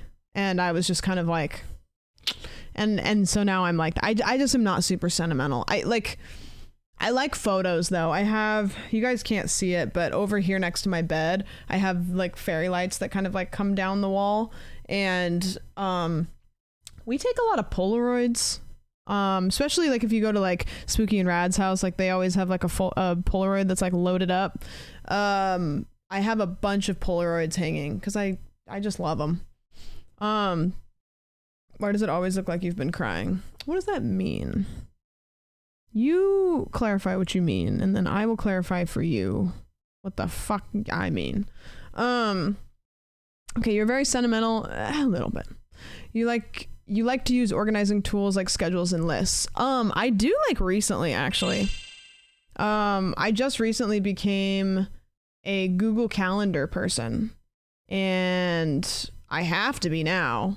Just as of recently, I've become like very, very like I'm busy. Puffy eyes and shiny face.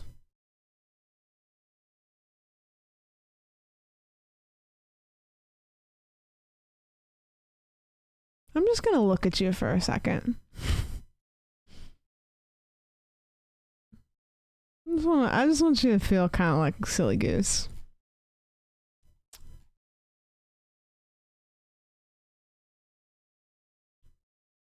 Can we get some stares in chat? Just because that was kind of a weird thing to say, you know? And I think you know it was weird. Here, let me turn the music off. Let me make you feel entirely uncomfortable. That was kind of a weird thing to say. It's a little weird. That's a weird kind of, you're being kind of a weirdo right now.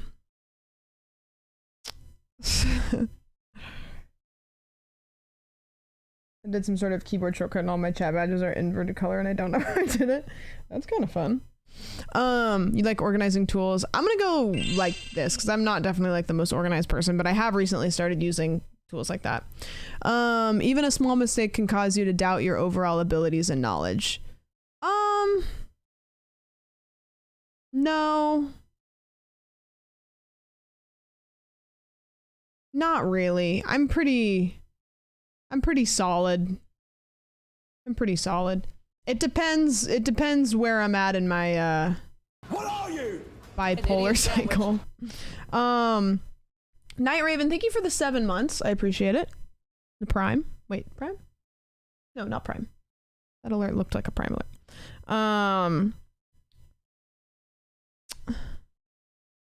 Let me go back and read up chat. Also, boy howdy, welcome in. Boy howdy. You feel uncomfortable just walking up to someone you find interesting and striking up a conversation. I mean, I'm gonna say no, but like the way that they phrased this made me think that it's like, What are you? like just on the street. Like if it's at a party, absolutely not. If I'm like standing in a pita pit and somebody's across the street and I like walk across the street and I'm like, hey, and that's weird, but I don't think that that's what they mean. Yo, thank you for the primer. Boy, howdy. Thank you for the primer. I appreciate that. Why a pita pit? I don't know. I'm gonna say no. You are not too interested in discussing various interpretations and analysis of creative works. You are not too interested in discussing. Wait, hold on. You are not too interested. So if I say agree, I am not too interested. If I say disagree, then I am interested in discussing. Yeah. Okay. I don't know. It's phrased weird. You're not. You're more inclined to follow your head than your heart. I do a healthy amount of both. The thing about me is like I base a lot of my stuff on like I'm pretty rational. I I don't know. I would say right in the middle. Yeah. I'm a pretty like logical person. Barry told me something about myself that I had never realized. He told me this like a couple months ago. And I process my emotions like I do decent with it now. I used to not be very good at it, but I actually do pretty decent with it now. But what I do is I analyze my emotions like math. And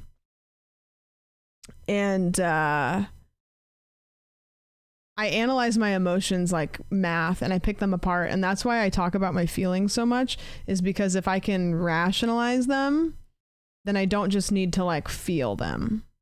You know what I mean?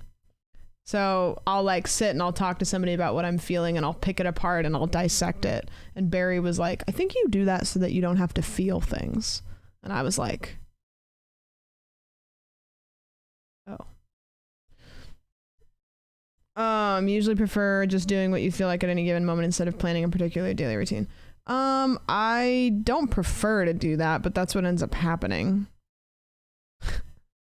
Hey Dirty, how's it going? Thank you. Red is becoming more of my color. You rarely worry about whether you make a good impression on people. No, I definitely worry about that. I really like to make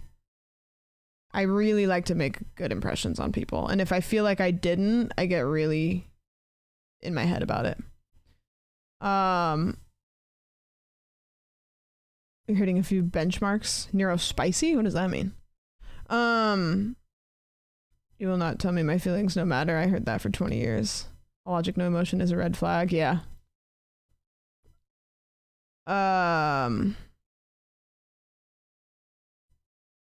You enjoy participating in group activities.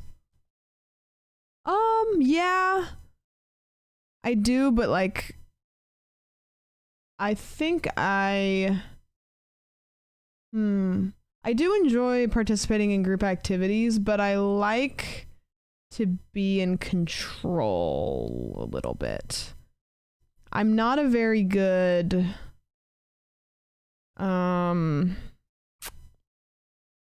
I kind of like to be in control of what's happening. Like I'm a planner and I have a really hard time just like trusting that somebody else is making sure that everything is getting done. You know what I mean? A little bit of a control freak, yeah. So I either like to head a group project or do things by myself, which is not necessarily a good thing, but I just like to make sure things are getting done, you know?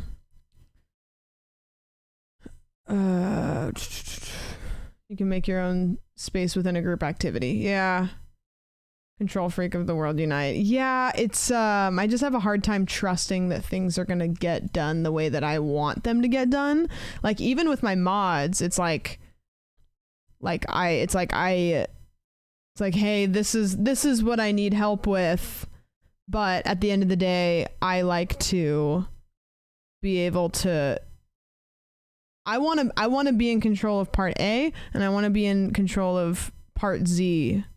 And I'll be okay with getting help in between, but I just can't fully trust that other people can get something done that's important. And if I'm allowing other people to do things for me, I will check in like a million times.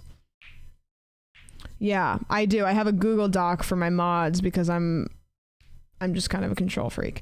It's much easier now, especially with modding, because I feel like the channel has grown enough that like if you're going to become a mod for the channel, you have seen how the other mods do it, so I don't really need to tell you how to do it. But back when I was asking more mods to be mods, there wasn't as many people, there wasn't as much modding happening, so it was kind of like, here's a bunch of hypothetical scenarios. But now it's like all the stuff happens, so if somebody were to become a new mod, they see how it works. You know what I mean?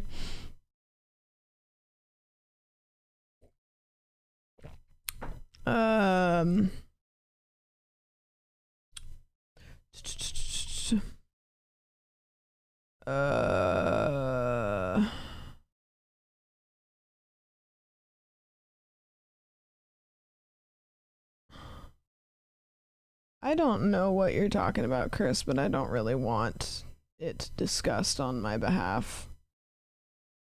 All of that feels like a mansplaining a little bit. You enjoy participating in group activities? I'm gonna say yes, but I definitely am tough. You like books and movies that make you come up with your own interpretation of the ending? Sometimes.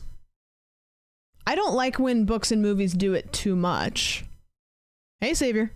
There's some books and movies that will like leave the ending open for interpretation like too much. And it's like, I feel like you just got lazy and you didn't want to like wrap things up, you know? Your happiness comes more from helping others accomplish things. Your happiness comes more from helping others accomplish things than your own accomplishments. Disagree, but I do really like watching my friends succeed. I like watching my friends succeed, period. I really like watching my friends succeed if, they have come to me and I've helped them with something and then they go on and they do it themselves. That's not a unique experience. I think anybody would experience that, but it's really fun to help somebody learn how to do something and then watch them be really fucking good at that thing. That's cool. You are interested in so many things that you find it difficult to choose what to try next. I think that this is a thing about me, but I don't have time to try all these different things. Ranger, doing good. How are you doing? That's why I want to be a teacher. Yeah, I think that's like a big thing in people that are teachers is like the joy of watching somebody succeed because of the path that you've kind of like sent them on is like very satisfying. You're prone to worrying that things will take a turn for the worse. No, I don't think so. I'm not a huge worrier. I used to be. A lot of these things, it's funny. If I took this test a year and a half ago versus now, I think my answers would have been really different. You avoid leadership roles in group settings? Hard disagree. You're definitely not an artistic type person. Disagree. You think the world would be a better place if people relied more on rationality and less on their feelings? No, I don't think so.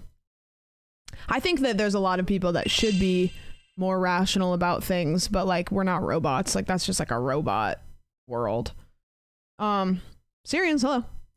You prefer to do your chores before allowing yourself to relax? Yeah, of course I do. Does that happen? No. You enjoy watching people argue? I mean, I watch reality TV, so... Does this answer make me a good person? No. Is it the truth? Yeah. Yeah, it is. You tend to avoid drawing attention to yourself? I mean, I'm a content creator. If anybody that's a streamer or a content creator said agree, I would call them a liar. Your mood can change very quickly. My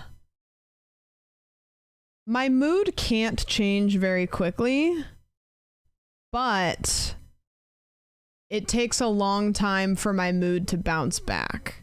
Like if I get in a bad headspace, I have to wallow. And I think that that's something that is really, really, really, really hard for people to like, because, okay, so my ex was like that. My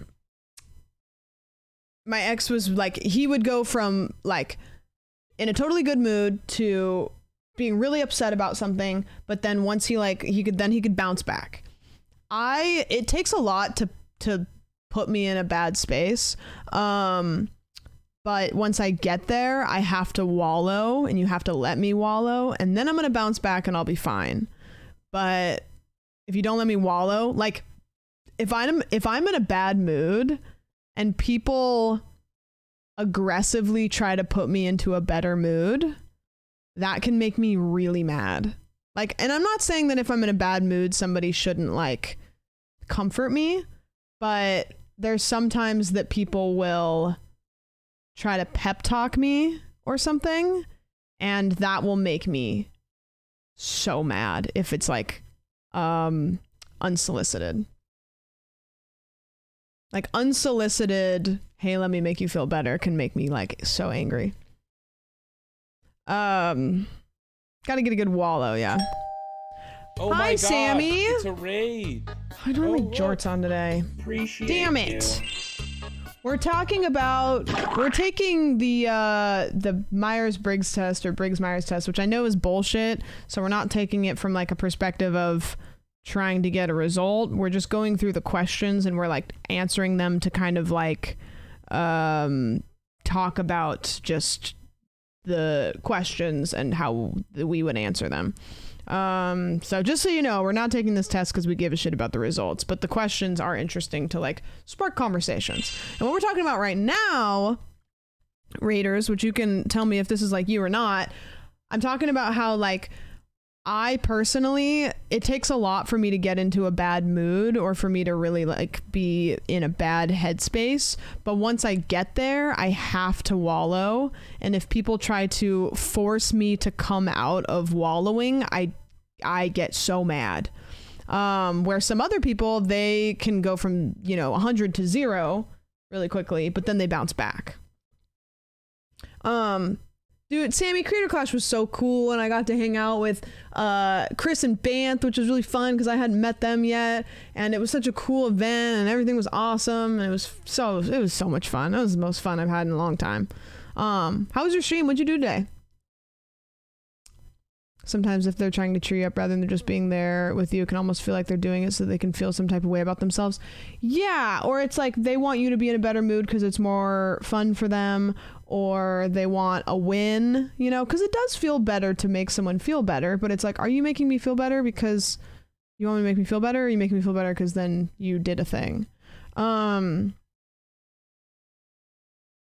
it's like if I'm not doing good, listen to me, let me complain.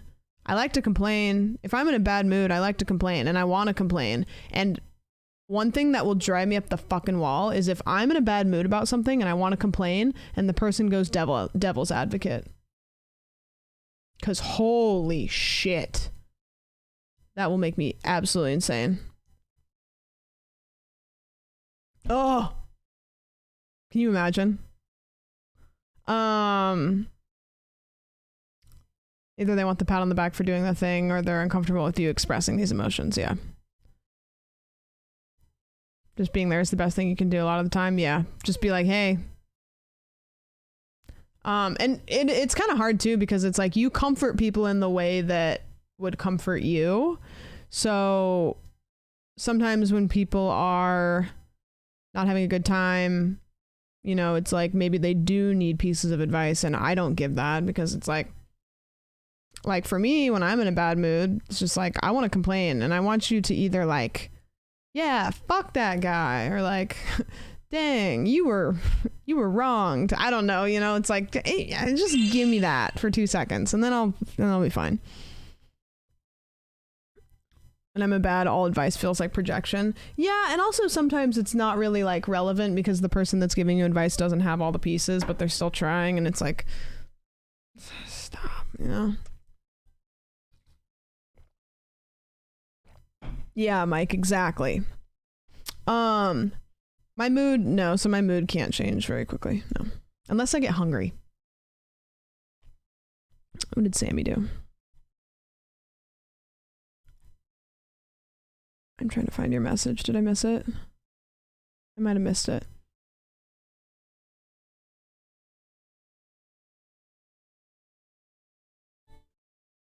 Ooh, Breath of the Wild.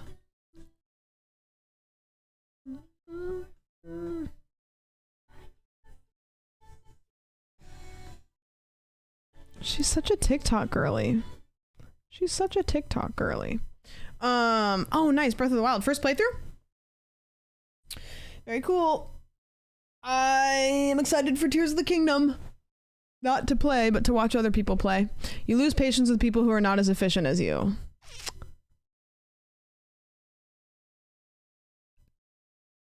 one of my toxic traits is that I am very snobby when it comes to people that are not living up to their full potential.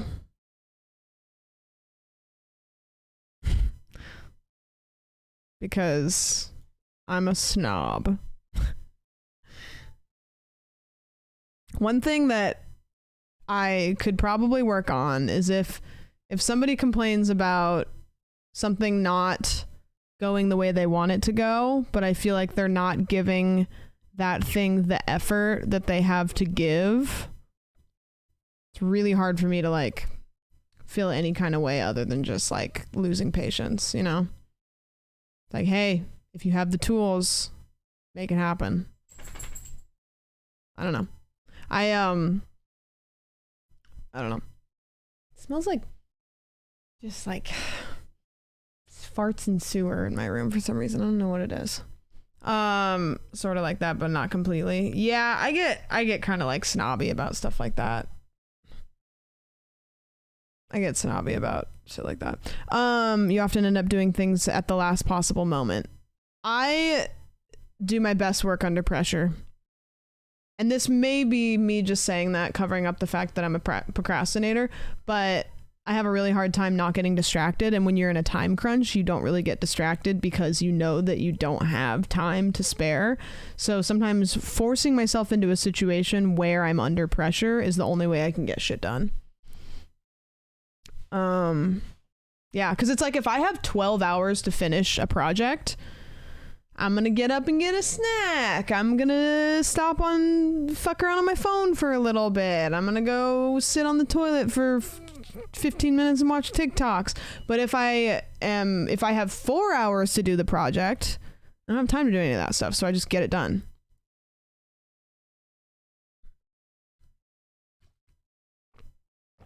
I've always been fascinated by the question of what, if anything, happens after death. I've actually like never been fascinated by this. This is actually something that I don't even think about. Because I think for me, like, my personal belief, because I'm not religious, is that nothing happens. Like when you die, you cease to exist on any plane. That's mine. I'm not telling you that you have to be like this. You can have whatever you want. So in my head, thinking about it is just wasting time. Doesn't matter. On the off chance that nothing happens, you're just wasting time imagining a scenario that doesn't even matter you to. Okay, so yeah, it's like if you live for 100 years and then after 100 years you go to heaven, or if you live for 100 years and then after 100 years you don't exist at all. It doesn't matter because you still get 100 years on Earth. It doesn't matter what happens to you. So why does it matter? It doesn't matter. So just like you do the same thing you would do anyways, you know? Death is overrated. Cancel dying. We just cancel death. It's lame. It's lame anyways. I'm just gonna avoid dying. Yeah, cool. You've always been fascinated with the question of death. No, I don't give a shit. You usually prefer to be around others rather than on your own. I like being around people. I'm also fine being by myself. You become bored or lose interest when the discussion gets highly theoretical. No, I like that. I like theoretical conversations. There's no way we can ever know definitively why is the question we're fixated on. Yeah, exactly. It just doesn't matter. The eternal damnation thing is actually toxic. Yeah, I try to be empathetic. Like religion has damaged a lot of people. Religion has also guided a lot of people out of really tough situations. I don't really have beef with religion. I just have beef with what a lot of religious lifestyles have done, and taken people's rights away. Da da da da. You guys know the shtick. But I could also talk forever and ever and ever about why I think I'm atheist. You know what I mean? Does that make sense? I really try to like keep one foot in the, there's a lot of people out there that are religious that wouldn't hurt a fly. And, you know, still advocate for people's rights. And I want to allow them to have that space. I can have my own opinions about religion, but, you know. You know what I mean. You know what I mean. I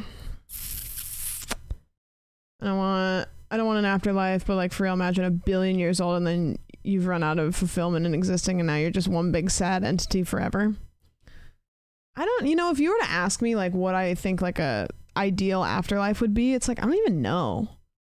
Even if like there's a heaven, like it's like everything's great and you get slushies every morning you wake up and there's calories don't count and everybody gets puppies. It's like that would even get old after a while, right? Like the things that happen in life that are bad suck, but like that's why you appreciate the good stuff that happens. Like if everything was always good all the time, that's not good. That's just the baseline. So it's like the parts of life that make the good stuff good is how hard it was to get there. So it's like I don't really know if I want any kind of like existence where everything's always good all the time. Anyways. Like it just isn't realistic. I don't know. I don't know what I would want. So I think in my head it's like, you know, let's say hypothetical, you live 100 years. That's not true, but you know, let's just say that. Like 100 years. Do the best you can. And then when you're done, you're done. You did it. You did your time. Somebody else's turn now. You know? Like you don't get to keep going. Like that's too much. We're not that important as people, as organisms, as a planet. We're not that important. Like we're very big-headed about how much we matter, and we don't that much, but you matter to your time that you have to you.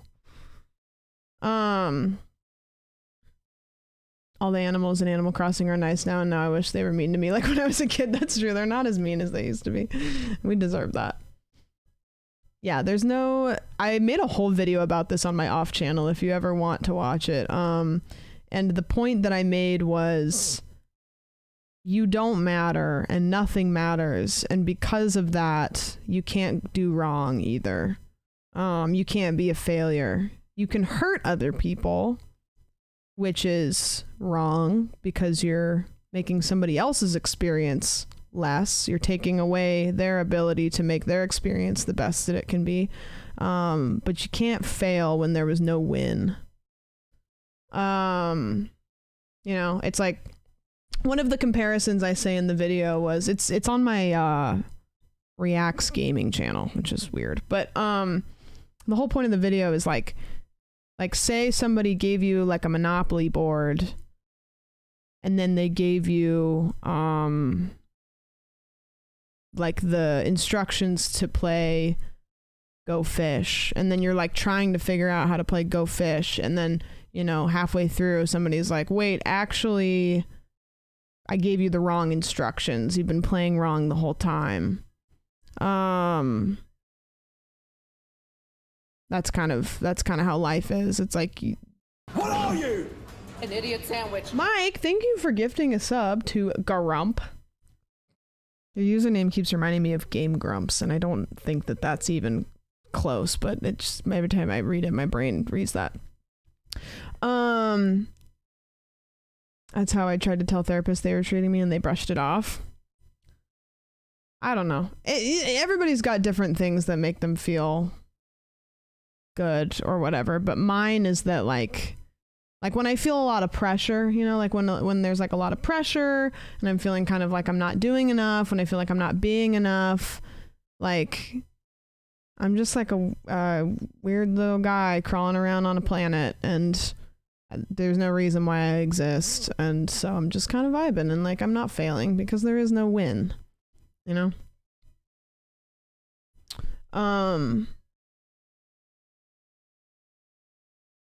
Leave everything and everyone better than you found them. Yeah, it's just, I mean, like, the fact that you are here is kind of wild and crazy and cool. So just, like, enjoy your time and leave it better than you found it. And nothing else matters. It's like a campsite, you know? My name is from a game called Cat Goes Fishing. I was gonna say I've never heard of that. I don't know if I haven't, though. I do not know if I haven't heard of it. Being kind is free. Yeah. Okay, you find it easy to empathize with persons whose experiences are very different than yours. I'm gonna say agree. Sometimes I'm bad at it. I could work on it. I could be better at it. I have noticed that since I've moved into a city, I've been better at it, though, just because there's more different kinds of people around me. Usually postpone finalizing decisions for as long as possible. Yeah, but not bad enough that it's like a bad thing. You rarely second guess the choices that you have made. That is true, actually. That is true. I think it's because I'm a very logic person, so when I've made a decision, I usually full send it. It takes a little bit for me to make a choice, but once I've made a choice, I have to be like that. Hi, Mom. Did you get home safe? I'm assuming that you did, because I wouldn't imagine that you would be in Twitch chat while you're driving. After a long, exhausting week, a lively social event is just what you need. Sometimes. It depends on what I did for the long and exhausting week. If I was live for like 8 hours a day, like 5 days a week, maybe not, but also sometimes I'm gonna go with, I don't know, it depends what I did that week. My long and exhausting week would probably be a lot of socializing, because usually when I have a long and exhausting week, it's because I'm doing social stuff, which means I don't want a social thing. Like, very rarely do I have a long and exhausting week that's like not social just because of my job. You enjoy going to art museums? I do, but not as much as I feel like I want to. I'm a creative person, but sometimes I go to art museums and I'm disappointed. What is this assessment? It's the, like, Myers-Briggs something that's not... It doesn't matter. The result doesn't matter. We're just taking the test so that we can read the questions, because the answers are fun to discuss, I guess. Excuse me, sorry. I'll say, yeah. You often have a hard time understanding other people's feelings. Okay, my answer is no. But one thing that I think I kind of touched on this, I can be not as empathetic as I wish I was. Like, sometimes my brain, how do I describe this? I don't necessarily have a hard time understanding people's feelings, but sometimes I get really like, hey, just get over it. And I'm trying to not be like that. I don't say that to people. I never make people feel like that. But sometimes my brain will do that, and I have to kind of like, just kind of like, okay. I'm gonna say disagree. You like to have a to-do list for each day. Yes. If I don't have a to-do list, I can't accomplish anything. Like, if I have more than 3 things to do in a day, I need to list them. You rarely feel insecure. Oh, this is a really loaded question, because this could be about so many different things. I would say, I'm going to say agree a little bit. I wouldn't necessarily describe myself as an insecure person, but the industry that I'm in is one of the most difficult industries to not be insecure, because the whole point is to have lots of people looking at you. You know? Like, hypothetically in this industry, the more eyes that are seeing your work, the more successful you become. And with every pair of eyes is an opinion. So, yeah. Undervalue myself. I think I do that. I constantly... Yeah, I think I do undervalue myself. You avoid making phone calls? No. You often spend a lot of time trying to understand views that are very different from your own. Do I try to spend time? I don't think I'm bad at doing that, but I don't. You often spend a lot of time trying to understand views that are different from your own. If I'm presented with an opportunity to do so, I try my best. Hate phone calls. I don't mind phone calls. It's just, I don't avoid phone calls because they're phone calls, but like I'll avoid phone calls because it's 10 minutes of me having to do a task. There's a VPN set for Remote Creator Clash. That's huge. Yeah, and that's the thing is it's like in my brain, it's like, oh, well, like, you know, I'll always downplay any accomplishment that I do, as in a like that was a fluke that happened for me. So for that, it's like, oh well, I knew a guy, you know, like I have a friend that was able to get me there. Like that wasn't because I was important. And I'll always do that. I'll always do that. There's no level of like anything that can make me not do that, but most content creators that I know are like that. And if they're not like that, there you can tell, you know? In your social circle, you are often the one who contacts your friends and initiates activities. Well, I was gonna say hard agree, but actually I don't think that that's true. I would say agree. Like I definitely, I like to connect all my friends. But I'd say most of us do that. If your plans are interrupted, your top priority is to get back on track as soon as possible. I don't even know what that question means. You're still bothered by mistakes that you made a long time ago. No. This is something I'm really good at. If I make mistakes, I'm able to just like really easily. You rarely contemplate the reason for human existence or the meaning of life. Yeah, true. Your emotions control you more than you control them. Hard disagree. You take, maybe not hard disagree. You take great care not to make people look bad even when it is completely their fault. That is true, actually. That's another thing about myself that I do is, sometimes people will hurt my feelings and my first reaction is to make sure if somebody hurts my feelings that I know maybe wouldn't have hurt my feelings on purpose. Sometimes I'll go out of my way to make that person not feel embarrassed before I express to that person that they hurt my feelings. You know what I mean?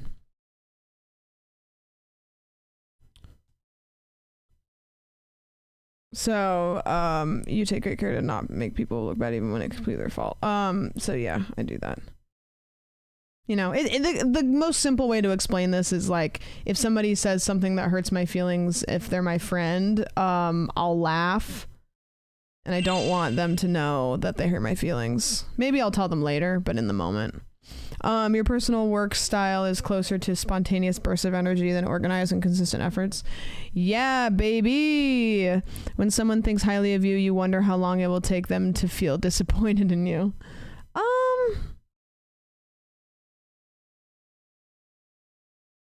I'm like here. 'Cause like not really, but like I definitely, the imposter syndrome is like, oh, when are they going to find out that I'm not as cool as they think I am? You would love a job that requires you to work alone most of the time. I'm going to say disagree. You believe that pondering abstract philosophical questions is a waste of time. It's not a waste of time, but I think that it can be. You feel more drawn to places with busy, bustling atmospheres than quiet, intimate places. I like both. You know at first glance how someone is feeling. Yes. And I want to say that I'm like over perceptive, but a lot of times I am, right? And I don't like that. I wish I could be less aware of that. But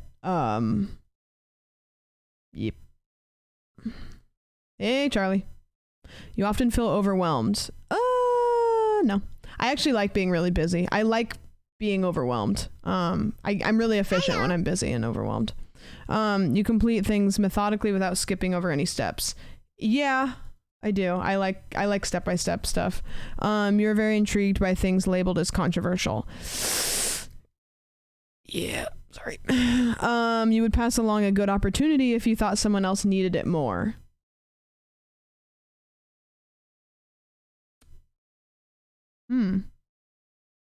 I don't know. I'm not saying I never would. Hello. But if anything, if I've learned anything from this past year, it's that sometimes you have to put yourself first. You don't always have to be the guy that helps other people. Sometimes you got to be the guy that helps you. Yeah, I don't think you're an asshole if you answer disagree to this. I think it's okay to sometimes be the guy that wins. I think that, yeah. Perhaps if I knew they were a better fit for it, but take what you get. Yeah, I think it depends. Like, this is a really weird question because it's like, oh, what if it's a seat on a bus and there's a guy that has a cane? You know what I mean?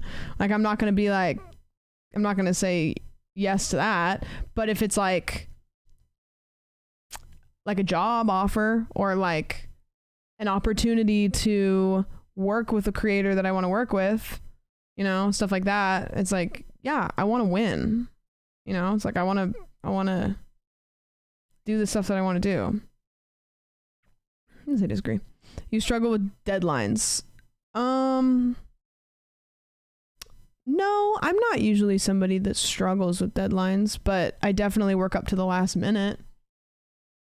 So I'm gonna go winner. You feel confident that things will work out for you. I'm gonna go here. I have this ever since, you know, the last year. I was talking to my mom about this recently. Like, I don't have a plan B when it comes to life. And this has created this indestructible confidence in myself because it's like, if I assume anything other, I'm gonna fall apart. So in my head, I'm like, everything's gonna work out great as long as I keep working hard. And there is no other result, because if I imagine that there's another result, then I will simply start to crumble. So, yes. Okay, I'm gonna switch here because I don't know if it'll like pop up in my email. Sometimes it does that. My personality type is the protagonist. Protagonists are inspiring optimists, readily taking action to do what they feel is right. I am 64% extroverted. Extroverted individuals readily enjoy group activities and value social interaction. They tend to be outwardly enthusiastic and express their excitement. Yeah, it's true. 52% intuitive. Intuitive individuals are very imaginative, open-minded, and curious. They value originality and focus on hidden meanings and distant possibilities. Okay. 51% feeling. Feeling individuals value emotional expression and sensitivity. They place a lot of importance on empathy, social harmony, and cooperation. Okay.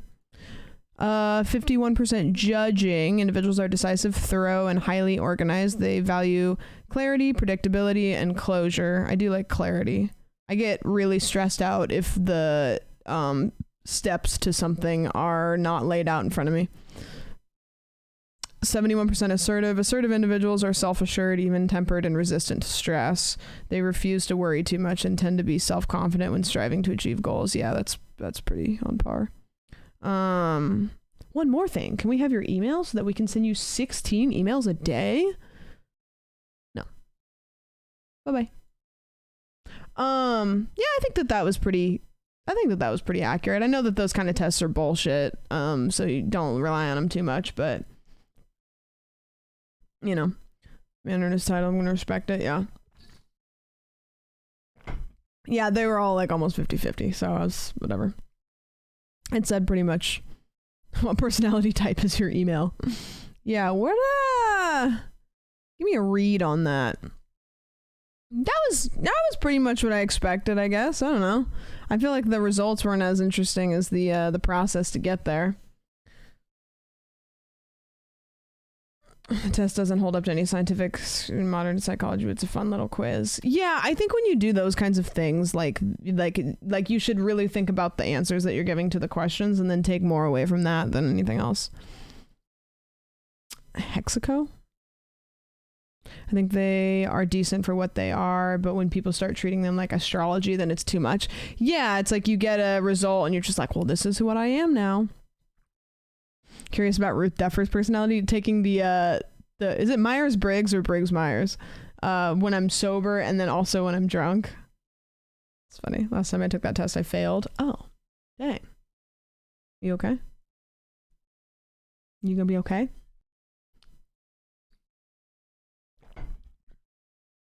You can see what characters and actors you're like with the type on personality database. Myers-Briggs usually is how it's referred to. Oh. Yeah.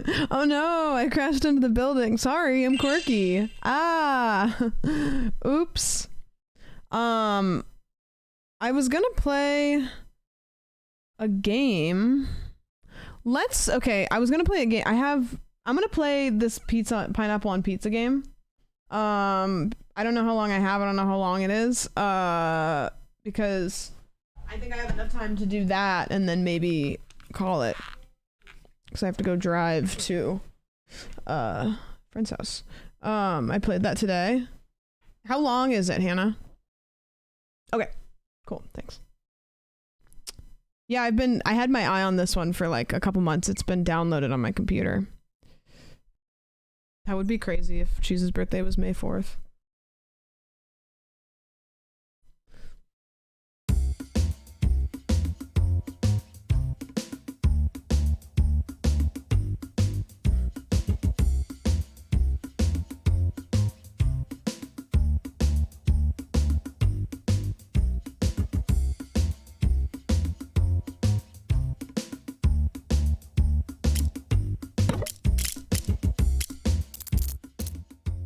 There we go.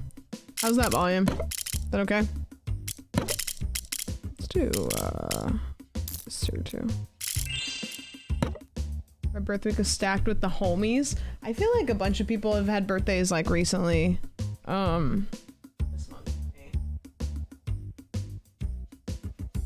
Okay. Pineapple on pizza. Okay. Oh, in the dab? Okay. Yeah, okay. Okay. Thank you. And they're doing some of these. Dab on the haters, surely. We're vibing.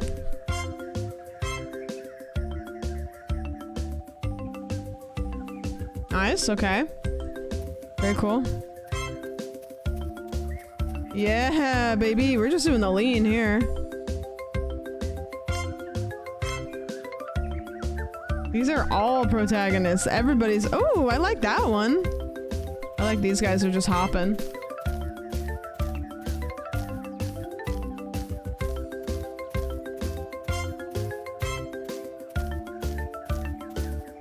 This is a vibe. I feel like Blarney Wiggle would be very appropriate for this game. We haven't found anybody wiggling, but... Who's the most main character? This person's pretty main character.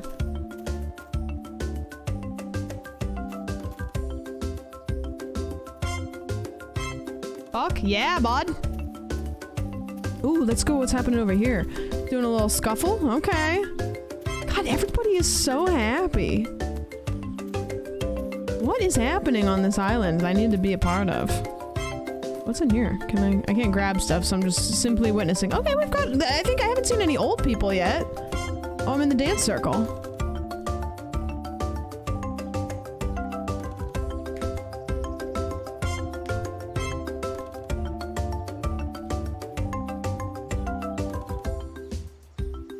Nice. Very cool. Oh, we got some people, got little kiddos dancing on some chairs, kids playing. Guys, oh shit, okay. Careful, careful though. You're young.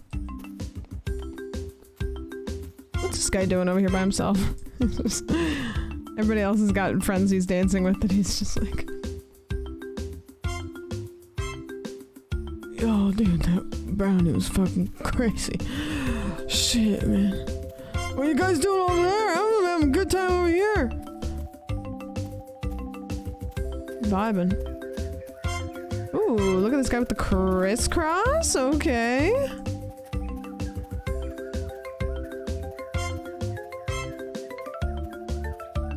He's got COVID. I love that. You know what? Pop off. And this guy over here.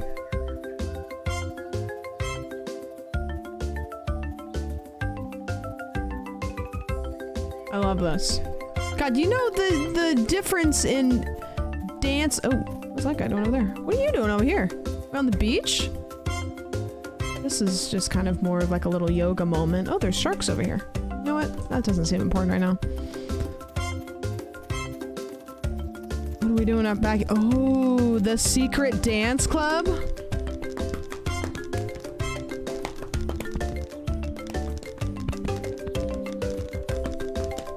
I have yet to see a single pineapple or pizza.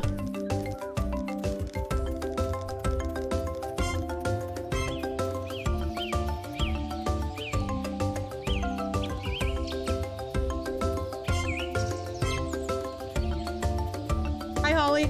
I actually did too, and I didn't watch the TikTok because I didn't want to see it because I knew I had it downloaded. Toilet.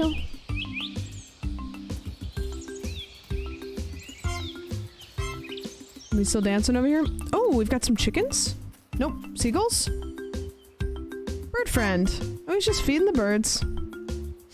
Nice. Little Toido. What are these? Cabbages? What kind of food is this? Why isn't the food dancing? Why isn't the corn dancing? Oh, another... Oh, we've got a little workout. Oh, we've got like a little workout squad out here on the beach. I love this for you guys. One of you is not like the others, but he's doing his best. You're doing your best, buddy. Just, he's got the spirit. He's got the spirit. Oh, this is sick. That is lovely. Keep doing what you're doing. Gotta go my own way. Okay. Nice. We could go left this way. We could go... Let's go right through the little... God, everybody here is so happy.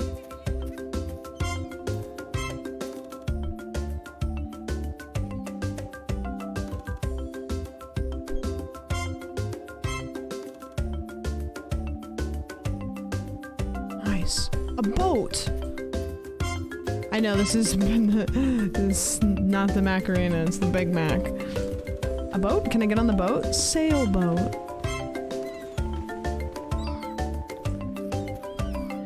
And the birds are not flying anywhere. The limbo!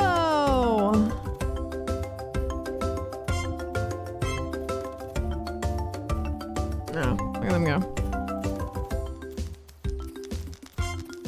They're still doing this thing.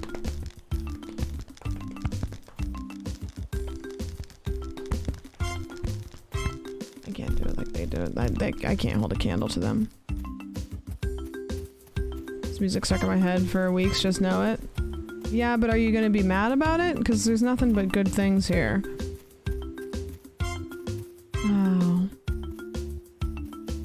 God, this is... Does it just keep going on forever? Is this like randomly generated? It just keeps going forever and everybody's just really happy and dancing and nothing bad ever happens on the island? It's only ever just beautiful dancing and vibing and... Never play so much Pokemon that you would hear the song when you closed your eyes? Oh, absolutely. Dancing on rocks again. God, everybody's doing great. It's making me think of Dancing Plague. Oh no. Oh, like they can't stop. They physically can't stop and the kids are jumping. Cool. And get a cult out of this? Like, do you think that they can stop dancing? If they want to stop? Can I go out into the water? What happens if I go into the water? I can't go into the water. I can run along the beach though. Stepping on the beach, doo doo doo doo. Stepping on the beach, doo doo doo doo. Hello. Why would they want to stop? No, it's true. I mean, what if they have to like eat or drink or shit? Or, you know. Just walking on the beach. Got back to the people doing the class. It's just only vibing. Plantations. Going up to this. Ooh, is this a little secret area? Wait. Can I go up to the volcano? Hold on a second. I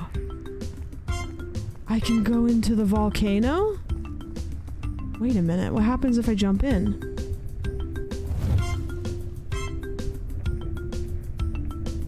Oh. Wait, it's coming up out. No, no, no, no, no! No, did I do this? No, no, no, I didn't do this. No! Oh, no. Oh, what have I done? No, no, no, stop, stop, stop, stop, stop, stop, stop, stop, stop, stop, stop, stop, stop, stop. No, no, no, no, stop, stop, stop, stop, stop, stop, stop, stop. We gotta go, we gotta go, we gotta go, gotta go. No, no, no, no, no, no, no, no, no. Turn around, turn around, turn around, turn around, turn around, turn around.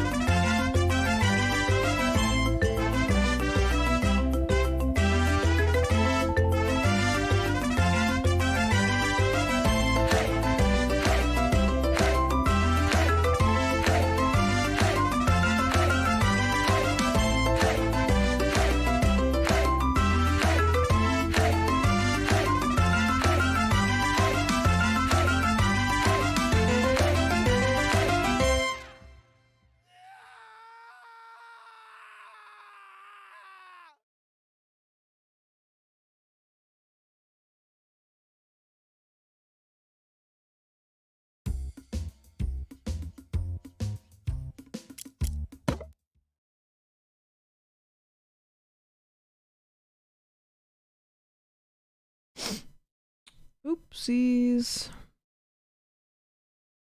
Oh, the turtle.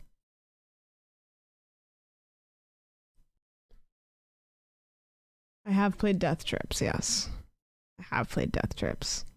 Dogus, do you want to see a funny little bit about Death Trips? Permission to plug my own content? Permission to plug my own content real quick? Then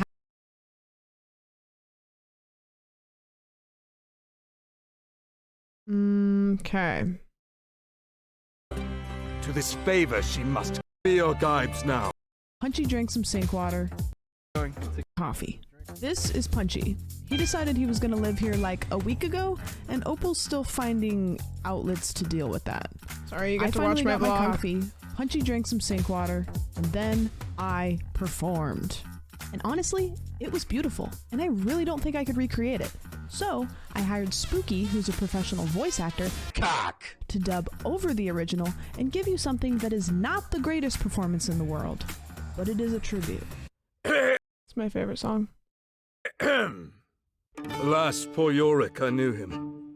Horatio, a fellow of infinite jest, of most excellent fancy. My gorge reams at it. Here hung those lips that I have kissed, I know not how oft. Where be your gibes now, your gambols, your songs, your flashes of merriment? Who wrote this? You don't know who wrote Hamlet? No, I do. It was Shakespeare. No, I know. That's literary history, and you're mocking it. I'm not mocking it. You're laughing. Just keep going. Okay. Now get you to my lady's chamber and tell her, to this favor she must come. I don't understand why you're laughing. He said come. I just don't get it, really. It's ridiculous. You're done. You're done. You're done. You're done.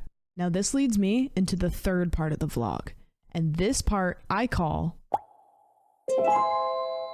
This game is called Death Trips, and it's a prank. You present it to a friend as if it's the scariest game they'll ever play.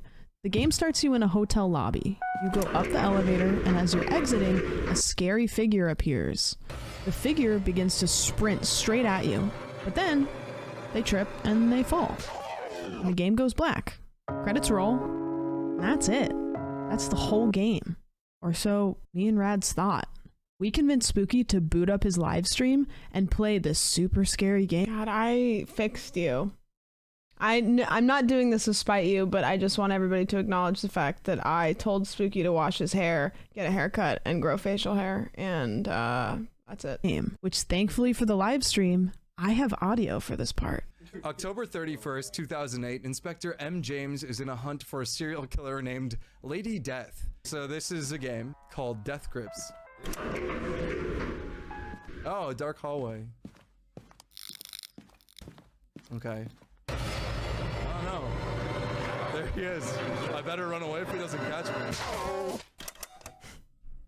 I wasn't able to run fast enough. This game is under 60 seconds, and somehow he had managed to entirely miss the plot of the game. Was I the killer? We figured a second try couldn't possibly go wrong. Play it again. You got the bad Play it again. All right. Okay. So that's not the innocent. Okay.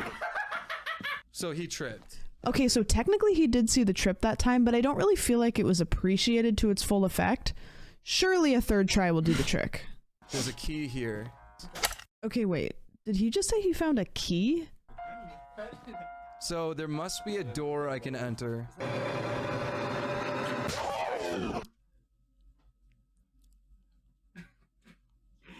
So what do I do with the key that I got? Okay, let's check every door. Okay, I'm gonna be honest with you guys. I've never seen that key before, so I have no idea what's about to happen. Excuse me. That's true. It could be the key to his heart. 2 more? Yo! Thank you for these tripping years. I've probably watched a dozen people play this game, and never have I known that there was a secret door.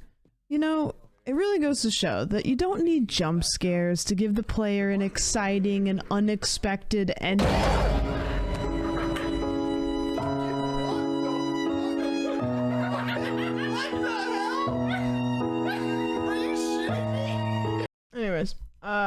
that's your answer. Yes, I have played Death Trips. I've made many people play it, and I never knew that it could end like that until he played it so horribly wrong. Yeah, I don't know. I will give you $100 this week for a haircut.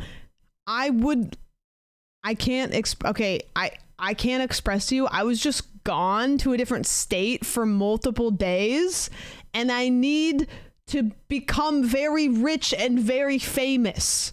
All right? Please, I beg. I have to bigger number, better person this. Please, can we make it $200? Okay, let me think. Just let me cook. I've been off my phone all day today. Did you guys see what I did today? I got to go hang out on a cool Minecraft server today, and I got to place a block. I almost just showed you the picture of me with dicks, which is confusing, but if you follow me on Twitter, it's not. I got to do this today. I got to place a brick today on this channel. It was day 731. Cool.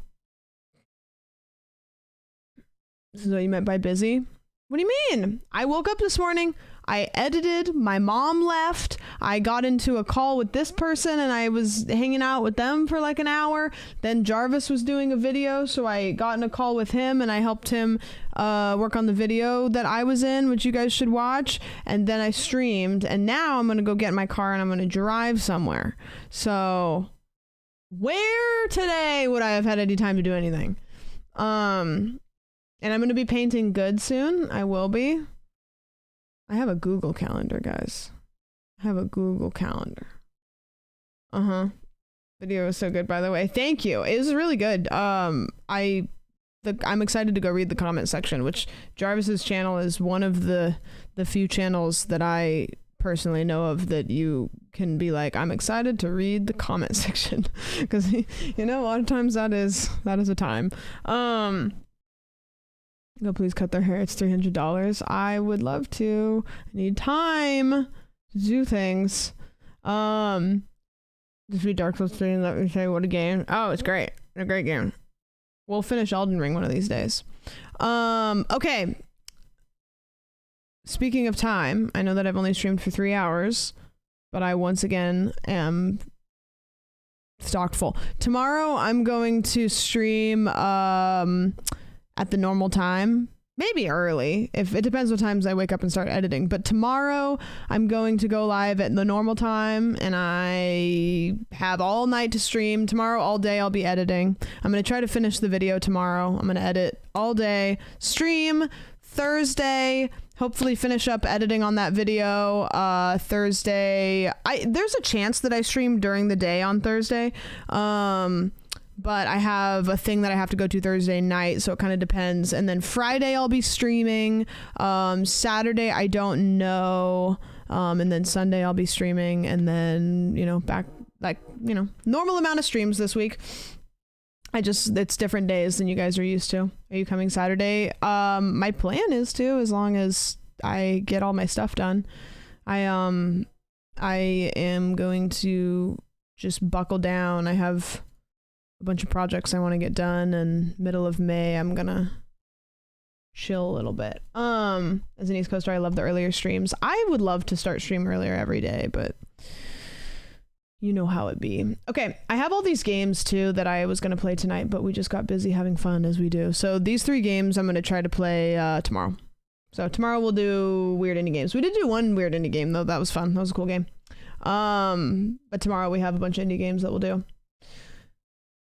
Good stream. I always feel bad when I don't stream long enough, but 3 hours is realistically like a perfectly adequate amount of time to stream. I just want to stream longer because I like hanging out. Yeah, we're gonna raid. We're going to raid.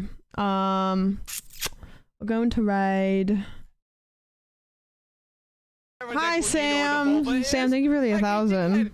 No, I just know what the the parts, bro. Some witch I wiggle don't need made to know my the scientific bitties. names. What is the fucking like biology? No. What is this like match the I know a lot of you guys just got here because I usually start around this time, but we started a little earlier today, so that way I could go. Okay. Who do you guys want to raid? Who do we? Oh, Barry's streaming. Let's go raid Barry. I don't ever get to raid Barry.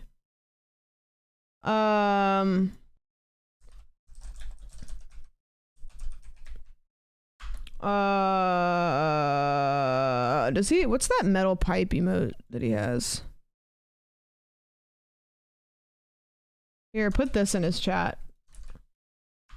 Copy that and then paste that in his chat. Okay, we're gonna go raid Barry. I will see you guys tomorrow at like 7. It'll be fun. It'll be very nice. I appreciate you guys hanging out. Thanks for coming by early. If you guys came around earlier today, I'm gonna go watch the finale of Love Is Blind, and if you haven't watched it, then that means nothing to you. But if you have watched it, then maybe I'm in for a treat. I don't know. We're going to Barry's house. Yeah, we're gonna go raid Barry. Okay, I'll see you guys later. Thanks for hanging out. Here's my socials. If you follow the channel, or if you don't follow the channel, please follow. There's my socials. In case I don't see ya. Good afternoon. Bye.